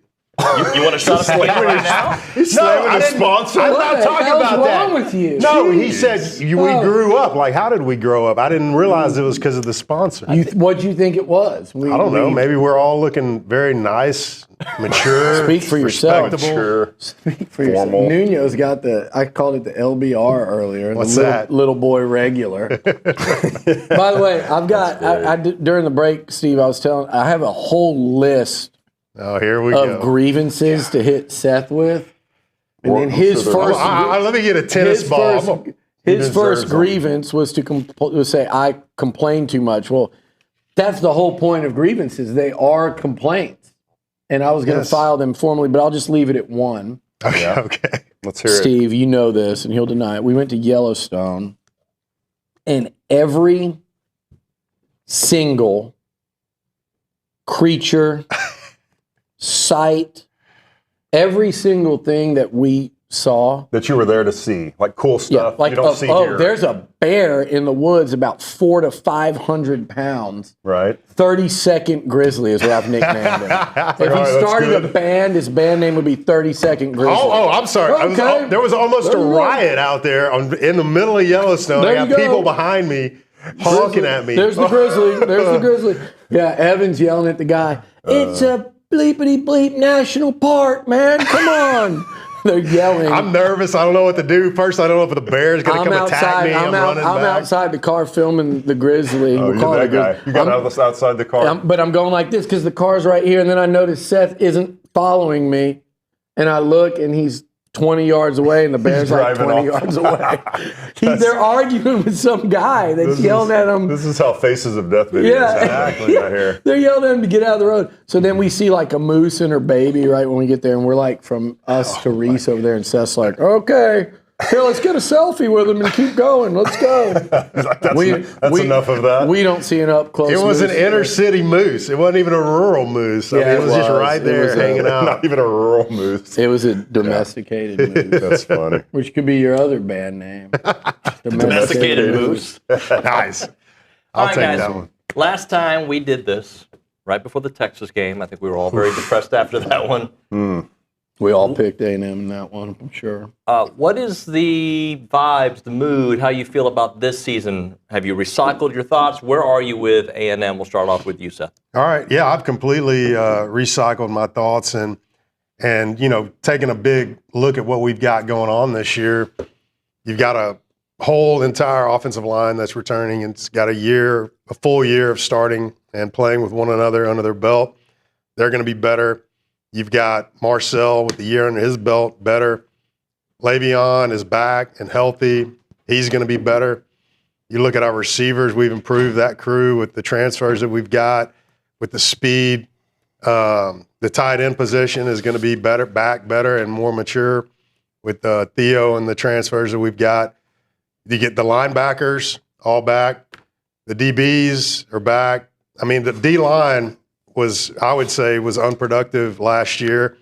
And we've got a new batch of people up there, and I think we call that a wash. So overall, I'm very optimistic, and I'm looking forward to this season. And I think it's going to be a really good year for us. We have a tougher schedule than we did last year. So that's the big unknown to me. Agree with that. That was Steve. Okay. Well, I would say. Well, I mean, Seth bringing the negativity on the D line. Jeez, man. I was just thinking. I'm bringing the negativity on last year's D line, not this year. I didn't realize he was going position by position. I agree with everything you said. We've talked all offseason. You just summarized it in like a sentence. I think. It's a Reader's Digest. I think they should be better. They won't be because we know how football works, but they should. And watching them for a month and just everything you said, like just common sense part of it, but between the additions, between what I've seen, like I think they're better at every position. My question is D-line. I don't think they were terrible at all on the D-line last year, but I don't think they were great. So it's not like the bar is unattainable. And then like you said, with that said, I know this football team's better, My question is, I got two. And number one is I've been saying it: run, stop, run, stop, run, stop. How are they going to hold up against teams like Notre Dame? What Texas tried to do to them last year, what South Carolina did. That's my biggest question mark / concern, just because the way we're built and what we're replacing. And then the other thing is, and Marcel's improvement is a big question, but I almost leave that out because that's damn near every team in the conference this year. Mm-hmm. My other thing is, Seth, you nailed it. Like, the schedule gets, to me, a lot tougher. And does the team's improvement mirror or exceed that? Mm-hmm. That's what I don't know. That's what I can't wait to see. And we're going to find out a lot of it, I think, in September with Notre Dame on the road, tough game. Auburn coming in, one of those teams that we expect will be better than last year. Yeah. I would say, my take on, not to just echo everything you guys have said, at the end of the season, I was pretty disgusted with the way the season ended. It was hard to get motivated to believe that this team was going to be a better 10-win type team after the way they finished. But as the offseason's gone on, as I've slowly sipped the Kool-Aid, I've continued to be more positive and have higher hopes for this season. And I think really what it comes down to for me personally is I look at this team, and they've added some good pieces. I think they've added some nice receivers and guys that are going to be explosive in the passing game, is the amount of production coming back and just the amount of veterans that are going to be on this team, and especially up front on the offensive line. To me, when you can, in college football especially, when you bring back a team with that many veterans on it, you make yourself a threat to winning any kind of championship, whether it's SEC or even national championship, because you take an offensive line with that much experience, a quarterback with a year under his belt, 2 running backs with experience, and now you've added these pieces at receiver. You have an offense that's made to go in and win some big games on the road. And that's what we're going to have to do this year, whether it's during the season or even in the playoffs. That's that's an outstanding point. That and I think having a veteran quarterback that's like Marcel was 0-2 down the stretch in road games last year, but Marcel also, in his first career start, went into the swamp and won. Yep. He went into Jerry World, made plays in the fourth quarter when they won a close game there. He led a team back from 17-3 down at South Carolina to take the lead at night. And again, it's a 4-quarter game. I'm not saying like give this guy a trophy but he showed poise and resiliency in the face of that South Carolina sandstorm. And then he did the same thing at Auburn, where he really played well enough for them to win that game, led them on what should have been a game-winning drive after being down 21-0. So this guy's battle-tested. He's shown that he can handle the environment. And like you said, that veteran offensive front, damn, man. Like, and by the way, on the D-line, a lot of that, too, we're talking about Albert Regis, seniors played a ton. DJ Hicks, Jr., played a lot of football. Cassius Howell, senior, played a ton of college football. He's in year 2 at A&M. Rylan Kennedy's in year 3. TJ Searcy's a veteran from Florida. Deion Hayes is in, I think they were joking with him the other day, he's 24 years old. So at least this is not a young group on the D-line either. So they got older dudes. But, Steve, you nailed it. I'm just sitting here thinking, what do we always worry about? What did I just say about UTSA? They return like all juniors and seniors on the O-line, all returning starters, veterans. What made Texas so great last year, more than I think probably anything else? That offensive line was dominant, and it was a first-round pick, and it was a bunch of dudes that are kind of just NFL draft picks later.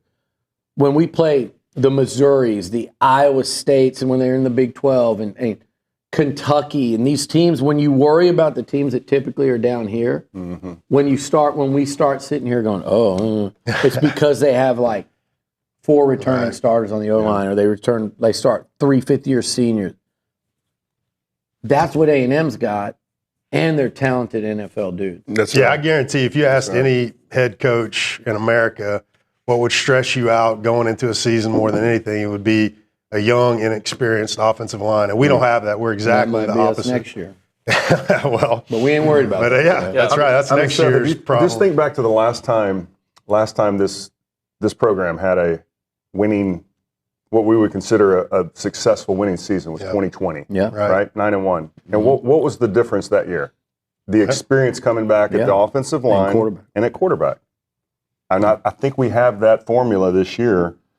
You know, the competition's tough. We got some tough road games, but it reminds me a lot of that team. And that's, like Billy said, not only do they have that experience, they're actually even more talented. And those reasons are why I'm the most bullish about this season. Is you're experienced in two absolutely critical areas of offense, and that's. And I'll take you one step further, Steve. What are our 3 best years since Seth and Lonnie, Evan, Christian, and that crew took down the program, took us into 8-4. Right? Oh, I should have known better. I was expecting a compliment. Instead, I was like, "Oh, a cheap shot." I didn't do it. But I am. A compliment's coming. That's why I couldn't just give you a direct one. But you go back and like the last 3 top 5 type seasons at A&M, and I think that you guys finished in the top 10, but won the Big 12, right? That year, so you mentioned 2020, 2012, top 5 finish. What'd they have? Jokel, Matthews, that whole crew. Oboye, Pat Lewis, Jarvis Harrison, an incredible O-line. Yep. What did you guys have? A veteran O-line with all NFL dudes except Samisi bounced around. But he was a veteran. I wasn't a veteran. He was one of the best ones. Lack of height got him. But like, Samisi was like Pat Lewis, honestly. What is the common denominator, Nuño, in the 3 best A&M teams in the last Veteran 25 years? It's that. So I'm not saying with this would NFL be that, talent. but with NFL, that's a key too. I mean, yes, because you're not talking right about being that. a team like a Kentucky that gets to 9-3. Like we're trying to say, can this team get to the playoffs? Can they be a memorable A&M team? And that answer is, if they do, it's going to be because they run the ball and protect the ball. Something you got some dudes in the backfield. Yep. Something you brought up about UTSA's offensive line. They do bring 4/5 of it back, but those guys only started a few. They weren't full-time starters, and they were in different positions. Yeah. So I'm curious how that looks week 1 if you're playing center when you haven't played center before and you weren't a full-time starter the year prior. So. Yeah. Like Steve will tell you, I mean, center is not the easiest thing to get going right out of the chutes if you're not familiar with playing center. It's just a little bit different no matter what, especially you can have all the practice but with live bullets and things like that, and you're having to think about stuff and then play physical. It's tough to do that initially. You get used to all of that at some point in time, but I guarantee you if it's his first start at center, he'll, especially with what I'm sure our defense is going to be showing him, he's going to, his head's going to be spiraling, and then hopefully we also physically dominate him as well. Yeah, I mean, I would agree. I mean, anytime you're moving positions around, I mean, you can have experience, but it's not just about having experience playing offensive line. It's having experience playing in the same position next to guys. With the same guys. That were there before. Yep. And, so that just takes time no matter how good you are. You're not going to come out and be as clean and efficient in the very first week as you're going to be after you've played together for half a season. So, I think their offensive line is pretty good. I think Kurt Traylor's a good offensive line coach. I think that they're coming into a very tough situation, and I think our defensive line is probably going to control the line of scrimmage and should. Nuño, what would make you, outside of just, hey, A&M blows them out and it makes it look easy, what would make you happiest to see from this football team tomorrow night? If I gave you just one thing, not on each side of the ball, because then we do 8 things, so I'm going to try my best to do one. If I gave you one thing, what would that be? That one thing would be explosive offensive plays. Wow, okay, great. I would love to see Mario over the top, KC take maybe a short yardage play and go to the house. Woo! Right? I want to see explosive offensive plays because the identity that we talked about with Le'Veon and Ruben is the run game. Yeah. But as you said the last segment at 9:50, they're trying to be a more explosive team. If we see that along with what we already know, that would make me feel much better about an offense that led the SEC in scoring. Seth, what would you like to see? I want to see what I expect to see, which is our offensive line dominating and setting the tempo early with this running game, and Le'Veon knocking the whatever rust exists off of him and get him out of the game after we got a 20-point lead or something. I don't know. But that's what I want to see is effective offensive line play primarily. Yeah, I would agree with that. I want to see at least 4 yards per carry average. Mm-hmm. I think that's got to happen. And then I want to see great safety play. I want to see. That's a good I want one. to see how our secondary plays really specifically at the safety position, because I think that was a good opportunity for us last year that I'm sure we've improved on. I know Coach Elko has taken a little more hands-on approach with the defense this year. That's his specialty, right? Coaching safeties. So I would expect the safety play to be much improved. And he brought in Lyle Hemphill, who specializes in that back half of the defense from James Madison, a guy that he's been with forever. It's a really interesting point, Steve, because that position, I thought I saw way too many bad angles. I saw too many missed tackles, and it's the same guys. So it's Bryce Anderson, it's Dalton Brooks, it's Ratcliffe. I mean, they're going to play other guys early in the season just to see who can do what. And Jared Kerr is a veteran that we don't talk about enough. He did have a pick, big end zone pick in a scrimmage while working with the ones, but it's the same guys. Mm-hmm. So Bryce Anderson's name comes up a lot as one of the guys that had a much better fall camp. And they need that. That has to show on the field. Yeah. And Marcus Ratcliffe's a guy that came in here to do an interview. We watched him at practice. You go, man, he doesn't even look like the same dude physically. Mm-hmm. He looks like an elite athlete back, but you got to show it on the football field. And then Dalton Brooks has like first round, probably like second, third round NFL talent. Yeah. And he's got, and it's understandable that he didn't last year is his first year to really play. And it's understandable that Ratcliffe transferring in from San Diego State had a year or two, adjustment, but they have to do it. They have and like to. you said, mine guys Well, would be, just think back to like when Elko was here as the D coordinator. Look at how good his safety play was when he was the D coordinator. but look at how, to a great point, is how much Leon O'Neal progressed. Because he was not that guy early on. But he became that guy. They were solid at the safety position. Antonio Johnson was elite. Yes, he was. True. So, and Damani Richardson. Justin Evans. I mean, there was a lot of guys. Antonio Johnson was better when Elko was here. Oh, for sure. Yeah. Sure. With that said, I think my thing kind of ties along with Steve's, but I just want to see you're going up against an offense with some.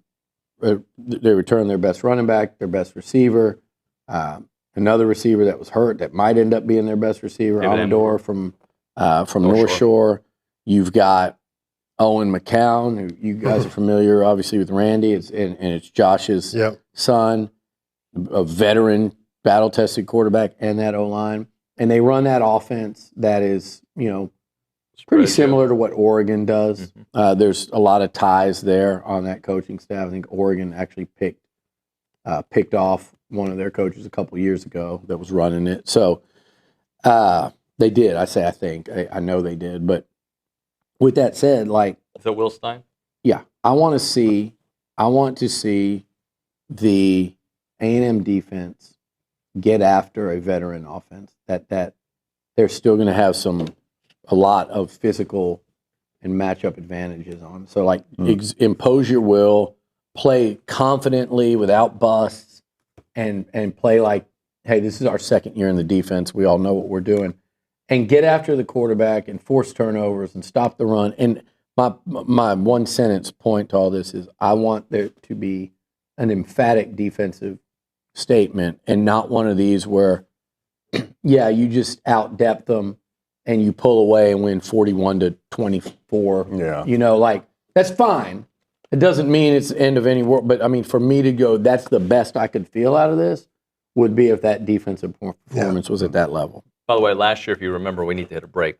Tight ends at times were a problem against the A&M defense. That Bowling Green one had a field day. I think he might have been a problem.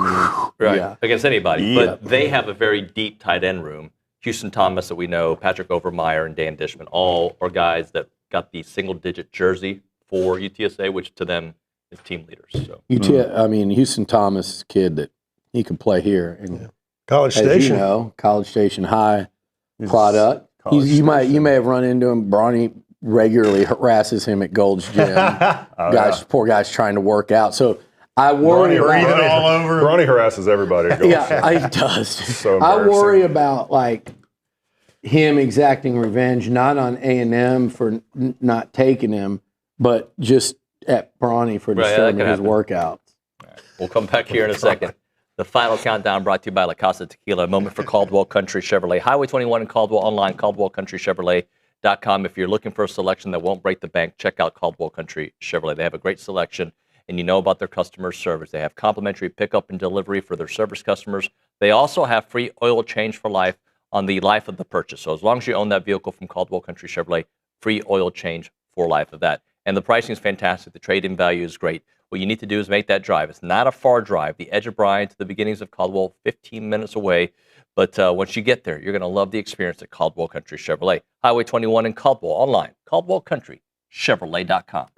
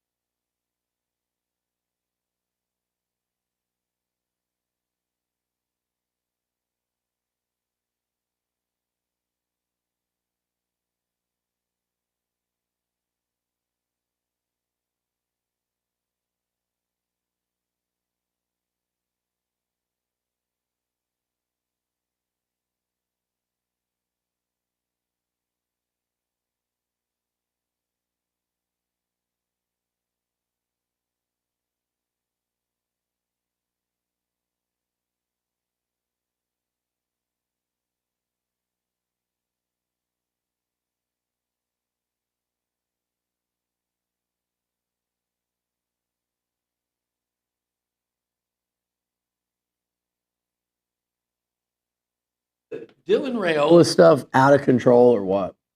The way he imitates Patrick Mahomes in that regard, and yes. then denies it.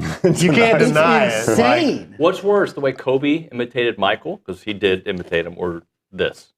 What? That's not comparable. Worst statement in the history of TexAgs Radio?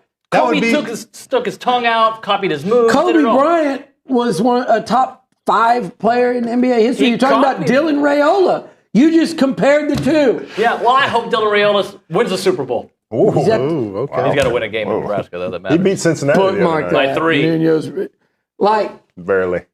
No, this is 96 levels of insanity. It's intense. There's a lot going on there that's very similar. It's a little much. He even did this the thing yesterday that he does to get the play in.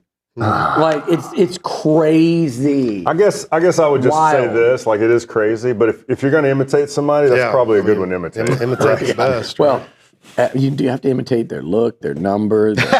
Play. Now you happen to be playing. Like I said, I almost want to blame him for the fact that they somehow scheduled a game there.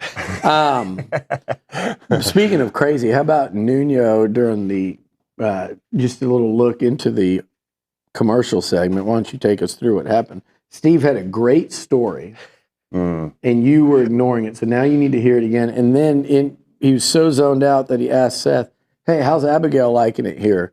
Yeah. His daughter's interning, Abigail's interning here, except the one caveat, she hasn't started yet. Well, I'm sorry she's out of my department.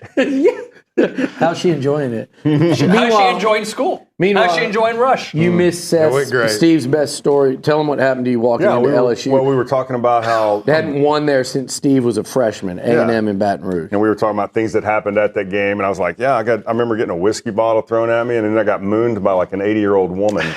Was she hot? Yeah, she was hot, Nuño. Very hot. What you saw of her. I remembered it 30 years later, so something happened. I comment on that 80-year-old Cajun ass that mooned Steve in 1994 because I'm sure she's no longer with us. Yeah. All right, this just took a weird turn. Thanks, Luch, for reminding us how old we are. Oh, I did want to ask you guys what you think A&M's identity is this year, heading into the season. I think we're going to be physical. And I know I'm just like a broken record, but I think we're going to be physical, and it's going to come from the veteran leadership on the offensive line. And I think you're going to see us take that and translate that elsewhere. I think think about, we've already talked about this. It's repeating ourselves, but that's where all good teams start in my mind, is having a group of offensive linemen that you can count on to do their job and do it well. And they keep their mouths shut for the most part, and hopefully that translates to other positions, DB, defensive line, everybody else trying to get in on that action. That's kind of my thoughts on it. I'm expecting this team to be a very consistent team. I guess would be the word I would use, just because of the amount of veterans on it, really on both sides of the ball, that it's not a team that we have to worry about going on the road and laying an egg like at South Carolina. I feel more confident with this team that no matter the situation, we may not win every game or win the games that we need to win, but we're going to go and be competitive in every single one of those. And I feel like we'll be in every game this season in the fourth quarter, period. Consistency. I didn't like that line. He said, we may not be a team that wins the games we need to win. I don't know if that came out right.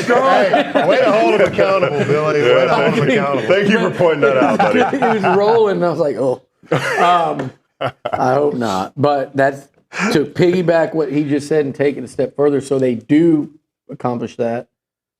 I think this team's going to be a team that I don't think they're going to win every one of these games. But I think they're going to be a team that, because of that physicality and because of that, what's the word you said? Consistency.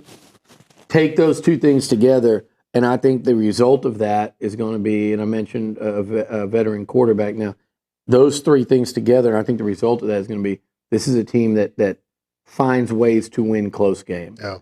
And everybody in the SEC is going to play a bunch of them.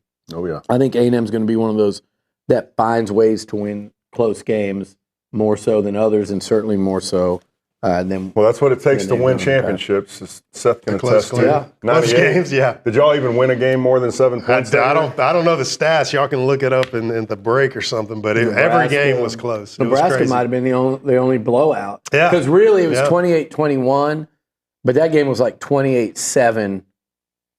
A few minutes in the fourth, they scored one, and they scored one late. That didn't. But Cedric Curry, Southside said with the pick to end it. Southside said. But I think, man, Kansas was close. They were all rainy. I do know Missouri, that. Missouri was close. Nebraska was a touchdown. It was an El Nino that year. I don't know how many. I don't know how many blowout wins y'all had that year. It was very low. Yeah, it was, if any. I don't know. I don't think they had any. Honestly, as we hit a break, Reese Nygren at the Angry Elephant News and Social Center right now is typing it in. I'm giving him a few seconds to make sure he has that. Do you have the 1998 Texas A&M schedule results? Excuse me. I do not right now. I know. Oh wow. The internet's. Here we go. First fill of the season. Texas Tech was close. That was the. I'm thinking of our. Leckler I'm thinking of our easy touchdown games. pass. McNeese State. Mississippi, not Mississippi State. That was him later. Southern Miss was even close. Yeah. It was like at 11 a.m., 100% humidity, 100 degrees. Don't make excuses. I'm not. I'm just telling the facts. Dante Hall had a big touchdown. Dat Win, I think, had an interception in that game. If you want to fact check me on that, I think I will be. You got it? I've got the schedule. All right, let's hear it. You want to do it? I got it. So against Louisiana Tech, 28-7. Wow. I don't even consider that a blowout. Yeah, Southern Miss was even a blowout. Look, I didn't even know. North Texas a blowout. Just read the conference games, guys. Oh, sorry. Y'all. Okay, Kansas 24-21, Nebraska 28-21, Baylor 35-14, Okay. Texas Tech 17-10, Oklahoma State 17-6, Blowout. Oklahoma 29-0, Blowout. The good old days. Missouri 17-14. There we go. Getting A lot closer. of close games. Tightening up. A lot of close ones. Then they lost to Texas what was the score and of beat the Kansas State. Texas score? The Texas score we won't talk about 26-24, that. We don't talk about that. 26-24. All right, how about the Kansas State score? 36-33. Yeah, let's focus on that. What was the last game? What was the score of the last game? Let's not focus on that either. Ohio State 24-14. I was at that game. Ouch. New Way to Orleans. build it. This season was like, oh, we're really good. Oh, we suck again. Oh, we're great. Oh, we suck. Did they? That was the end of the season. You wish Steve, you that had a was- season like that. 11-3. Holy smokes. Yeah, man. What My would we do for that? goodness. Nah, I'm just joking. Congrats on your championship. Congrats on not yours. Thank you for your championship. Yeah, thank you for that championship we had 28 years ago. Milligan Reserve Time, Farm to Table community in College Station. They have homes, they have trails, they have farms, they have wide open spaces with a mission to build a healthy community around nature. They're dedicated to the conservation of a healthy community. They have 2,600 acres of open space, 30 miles of trails and homes, and they want to connect families to nature and to each other. They're committed to maintaining and restoring that natural habitat. When you go there, you're going to love it because homeowners there sharing a legacy of conservation, which means generation after generation, you're coming back to that pristine countryside place. If you want to learn more information on it, go to millikenreserve.com. That is millikenreserve.com. Go check it out.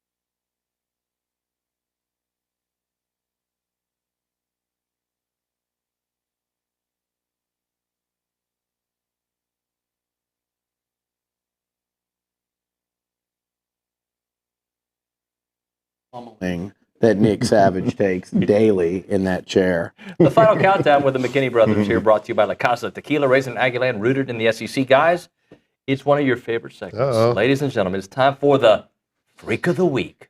It's the Freak of the Week. Oh, man. It's going to be a great year, baby. Seem like you've been practicing. We nailed that. That's a really good That's how you know it's going to be a good year, Nuño. Yeah, you're right about that. Impressive. Who is your Freak of the Week? Actually, you haven't gone first. Well, thank you. You're very welcome, sir. Good to see you over there, buddy. The Putting the LSU pressure story, on me. the first time I heard it was great. That's Thank all right. you. I want to be sleeper pick first, so it's all good. All right, here. This is a little bit of a homer pick because his dad used to work for me back at Velocity. I don't know who this is. Interesting. He is a former 5-star high school recruit. He has played some and is now going to get his chance. DJ Hicks Jr. will be my Freak of the Week. I like it. I think this is if I'm DJ, this is my coming out party. Yeah. You know what I mean? This is me saying, hey guys, chillax. We're not that bad up front as you guys think. I'm about to show you. So great one. DJ Hicks, Freak of the Week. He's certainly flashed it before. I just saw a highlight against LSU, and I thought he was really effective in that game. That one stood out to me from last year. But no one's ever said that DJ Hicks isn't a player. Like, no one in that program. No, it was very important for them to hang on to him. He played a significant amount last year, and part of that, the reason he didn't start was Albert Regis rose up. You had Shamar, and it was Regis or Hicks, and Regis was like, hey, I can play too. Now it's Hicks' term. He can be here 1 year. He can be here 2 years. That's up to him and how he plays. But either way, I agree with you, Steve. This is a year for him to really prove that it was worth the wait for him. He's going to be starting in the SEC. Mm-hmm. He resisted constant overtures from other teams. Anytime you're a 5-star that's not playing a year, a lot, a couple years in, you are a prime poaching candidate, and he stuck with it, and now he's a starter. At a position, by the way, they don't have a lot of depth, so he has to be good. Good for him. I'm ready to see him. What do you got? I'm going Marcel Reed, man. I think a year under his belt is going to just knock the socks off a lot of people out there on how much a quarterback can progress in a year, especially one that wasn't prepared throughout the offseason and the beginning of the season to be a starter last year. Now he's flipped the script, and he is going to be prepared throughout the offseason and in 2 days. And I think he's going to show a lot of people what he can really do. And it's going to be exciting to watch him play. I mean, he's got it in him. And now to watch a guy that's had a year to polish up his skills, it's going to be very impressive, and I can't wait to see it. Billy, before we get to yours, or do you want to talk about Marcel? Go ahead. No, go ahead. I was going to say, I'm going to throw one in. I don't ever throw one in. Yeah. I'm going to throw in Marco Jones. Okay? Is this something you're going to do every week, or is this? I don't know. I think I might. I think it's going to depend. I think you should. I think I'm going to. All right. I'm going to throw in Marco Jones. Okay. I don't care if it was the spring game. He showed something in fall camp. He showed something in the spring game. And I think he's going to get some looks this weekend. And I think he's going to have a 2-sack performance. Oh, wow. Nice. Okay. That would be a hell of a debut for a true freshman. And that's a good pick. I'm going to go chalk here, honestly. Yep. I've been wanting to see these guys throughout the offseason. I couldn't wait for the games to get here. Cassius Howell getting after the quarterback, and I want to see him tested in the run game as well. This whole defensive front, though. But Cassius Howell, there he is against SC. The way he finished the season, I keep saying it, Texas, Auburn, and USC, go look at his stats. Go look at the plays he made. Physically, man, he's one of those short list guys they talk about in terms of what he did during the offseason. He looks like a freak of the week, too. And then on offense, I'm going Casey Concepcion. Concepcion. Hands down. That dude he's a pro playing college football. I don't know what he ends up doing in the NFL, but just that's awesome. He is a pro, dude. He's got some Christian Kirk to him, and I just think he's a pure playmaker. Get the ball in his hands, his route running, his hands, his ability after the catch. He's not a big guy, so he's not going to go like Moss dudes, but even contested balls he's going to come down with. I've seen him do that in camp as well. And I can't wait to watch him break an 80-yard He's pretty slant. special. And, if you want to see someone break an 80-yard slant too, Let Mario Craver get ahead of steam as well. Craver and Bethel Roman can flat out go. They can flat out fly. Sleeper of the week presented by the Sleep Station. Go see Jared McLeod and ask. Go see Jared McLeod. You went and saw him. I went and saw him, and I've been sleeping great ever since. Seen him. It took me a couple beds to get it right. We tried the Tempur-Pedic normal. It was a little soft, and he said he told me, he's like, and I was like, do I want to go? He said, no, you need the firm. It feels so firm. He said, no, it's going to be fine. And give it a few weeks. And he was like, if you don't like it, bring that one back too. I don't care. Like, you keep bringing them back. And he was right. Yeah. Great the sleep whisperer. It was tremendous. So Interesting. it's one of those beds now I can't wait to get back. In fact, I'm probably going to go back, get a second bed for my guest bedroom so people this fall will have a good night's sleep in one of my rooms. That'll help you bring some guests over. Guys, seriously, I have a new guest room. Dynamite drop in. Both rooms have new beds. Please, bring some friends. Come over, please, man. Well, if you know me like you do, you know I actually don't want anyone to come visit. Like, I'm like, we can have all the gatherings and stuff at other people's Just house. go home not to your mine. own bed. Yes. Regarding the sleeper pick, thank you, sir. I'm going to go with the. Sorry for hyping up our sponsor. Oh my goodness! I'm like Seth hates his sponsors. Here we go. Just thought we'd have a better one. McLeod put me in a terrible bed. I got a box springs from about a month ago, moving people in. All right, I'm going with a mail-in pick, sort of. I'm going to pick the tight end position, but I think you're going to see a lot of. I think there's not a lot of expectations there. But I think we got Herrera. I think we got Theo. Oh, you want to test me? We got Theo. We got Nye Black, and we got Burkature. There you go. Something like that. And I'm excited for all of them. Burkature. Can you do one more? That's great. Michael Riley, Auburn transfer. There we go. Keati Armstrong. But anyways, I'm terrific excited to freshman. see that position because it's always a good sign of an offense that's going to be able to execute long term throughout the season. If you've got the tight end position, that's a great blocking, catching. If you got two of them out, well, I don't know. I don't know what's going to happen, but I just want to see. Theo, if you're watching this, Theo he's top 5 most physically improved guys out there. I mean, look, Steve, you look at him right there. He looks like an NFL tight end. Oh, for sure, yeah. He's got the build. Keati Armstrong, by the way, I just want to see them throw a pass to the big man and watch 21 catch it in some space and turn upfield and rumble. That would be fun. What's his physical attributes? I mean, he's got to be about 88 block, 3 catch. There he is right there. He's got to be 260 plus. But how tall is he? No, he's probably over 6'4". Okay. And well, you're just saying because he's just he's fast. Big, he's big and fast. He's enormous. Like there he is. And he's probably more like 6'5", Steve. To be honest with you, I mean he's a giant. Bronny's probably back there. 6'5".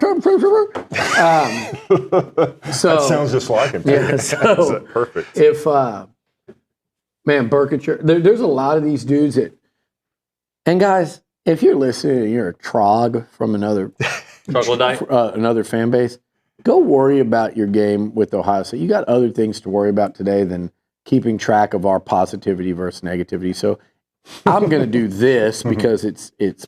So I have something on my finger here, but it's your ring finger. Kids, don't do this. You'll still get in trouble for this at school. It's the intent. But the intent is known. Well, hey, but we're so far from over the stop sign. What do you not want? So can you give us on the other side so we can, and then we'll go long. We'll go super long. We got to pay bills, man. Come on. Yeah. All right. We'll hit a break. We'll get the rest of the sleepers next on TexAgs. Oh yeah.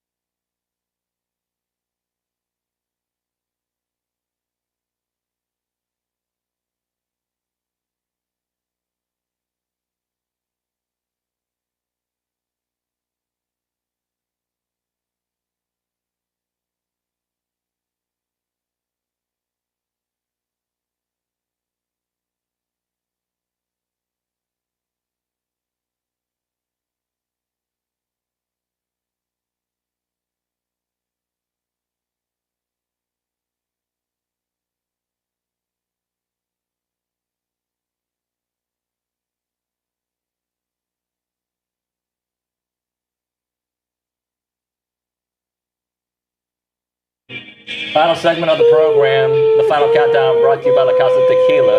Billy Liucci singing in the background. This is what we're going to do. We're going to finish this segment hopefully in 3 minutes. And then we're going to continue on TexAgs.com only as we do our Pick 6. We'll try to get the Pick 6 brought to you by Prize Picks. We'll try, but I doubt we can get it in 3 minutes or less. No chance. No chance. But thank you to Prize Picks. Go to prizepicks.com/TexAgs. Use the code TexAgs to get $50 once you play in $5 lineups. What are we listening to? You would not. I know. The whole listening. The fact I you even listen asked to that way is more insulting. genres than you. Oh, here we go. Yeah. You gotta go to a break. All right. Probably listen to House, though, don't you? All right, we're going to do our sleepers or what? Yeah, so he did his. That's right. Oh, it's on to me. Yeah. So my sleeper is, I'm going with a guy that last year I thought played really well for a stretch and then played injured towards the end of the season and still played well. But I think this is going to be a really big year for Scooby Williams. And, yeah, it's not really a sleeper, but I'm excited to watch him play. I'm hoping I'm getting the same type of Edgerrin Cooper type vibes where he took that big step from one year to the next. Yeah. I'm hoping that's the Scooby Williams path. That I we see agree. this year. I think Scooby Williams is one of your more impactful defenders, and they're showing highlights from that Auburn game where he was made a lot of plays, and he was late in that game. I believe he got hurt. He was a non-factor, and I don't even know how much he played against Texas. That dude, I think he at times looked to me like, I'll be honest, like there were times where I'm watching A&M defense play, and I thought Scooby Williams and Will Lee are the two best players on that defense. And that was with a first, a second, and a second round draft pick and a good linebacker, a really good SEC linebacker in Torian York. But I think Scooby, he flies around. He's going to make plays against the run and pass. I think he could have a breakout year. The most interesting thing about him to me was the fact hearing later on after the season that he played hurt the whole season. That was crazy, and he still played well. Well, the time that he missed, especially against the Texas game, and you could see how that affected us in the run game, clearly. My sleeper of the week, I'm going to go with random. Well, not random. I was about to say Amari Daniels. Nobody ever talks about him. We didn't talk about him much at all this offseason. And I look up sometimes and he's just ripping through the line of scrimmage for big gains. And you say, well, is that the O-line ripping big holes and against a defense that's not there yet? I think it has more to do with you've seen him do that throughout his career. I mean, it's what he does. He'll pop big runs. And I bet you will see it one burst play out of Amari this week. But I'm going to actually go with E.J. Smith, one of the most improved players. Good. That I've seen from end of season last year to now. I saw it in the spring. I've really seen it in fall camp, and I think he's going to get his opportunity these first couple games to kind of show what he can do as they kind of welcome some of these guys back from injury. Desrex for me. Stud. I think that's my sleeper because of my hype job the entire offseason. But you have to take credit for everything. So for that, I do. Yeah, I get that, I do. I mean, we're going to go we don't want to give it overtime on TexAgs.com. You can listen to Louis too. Bye.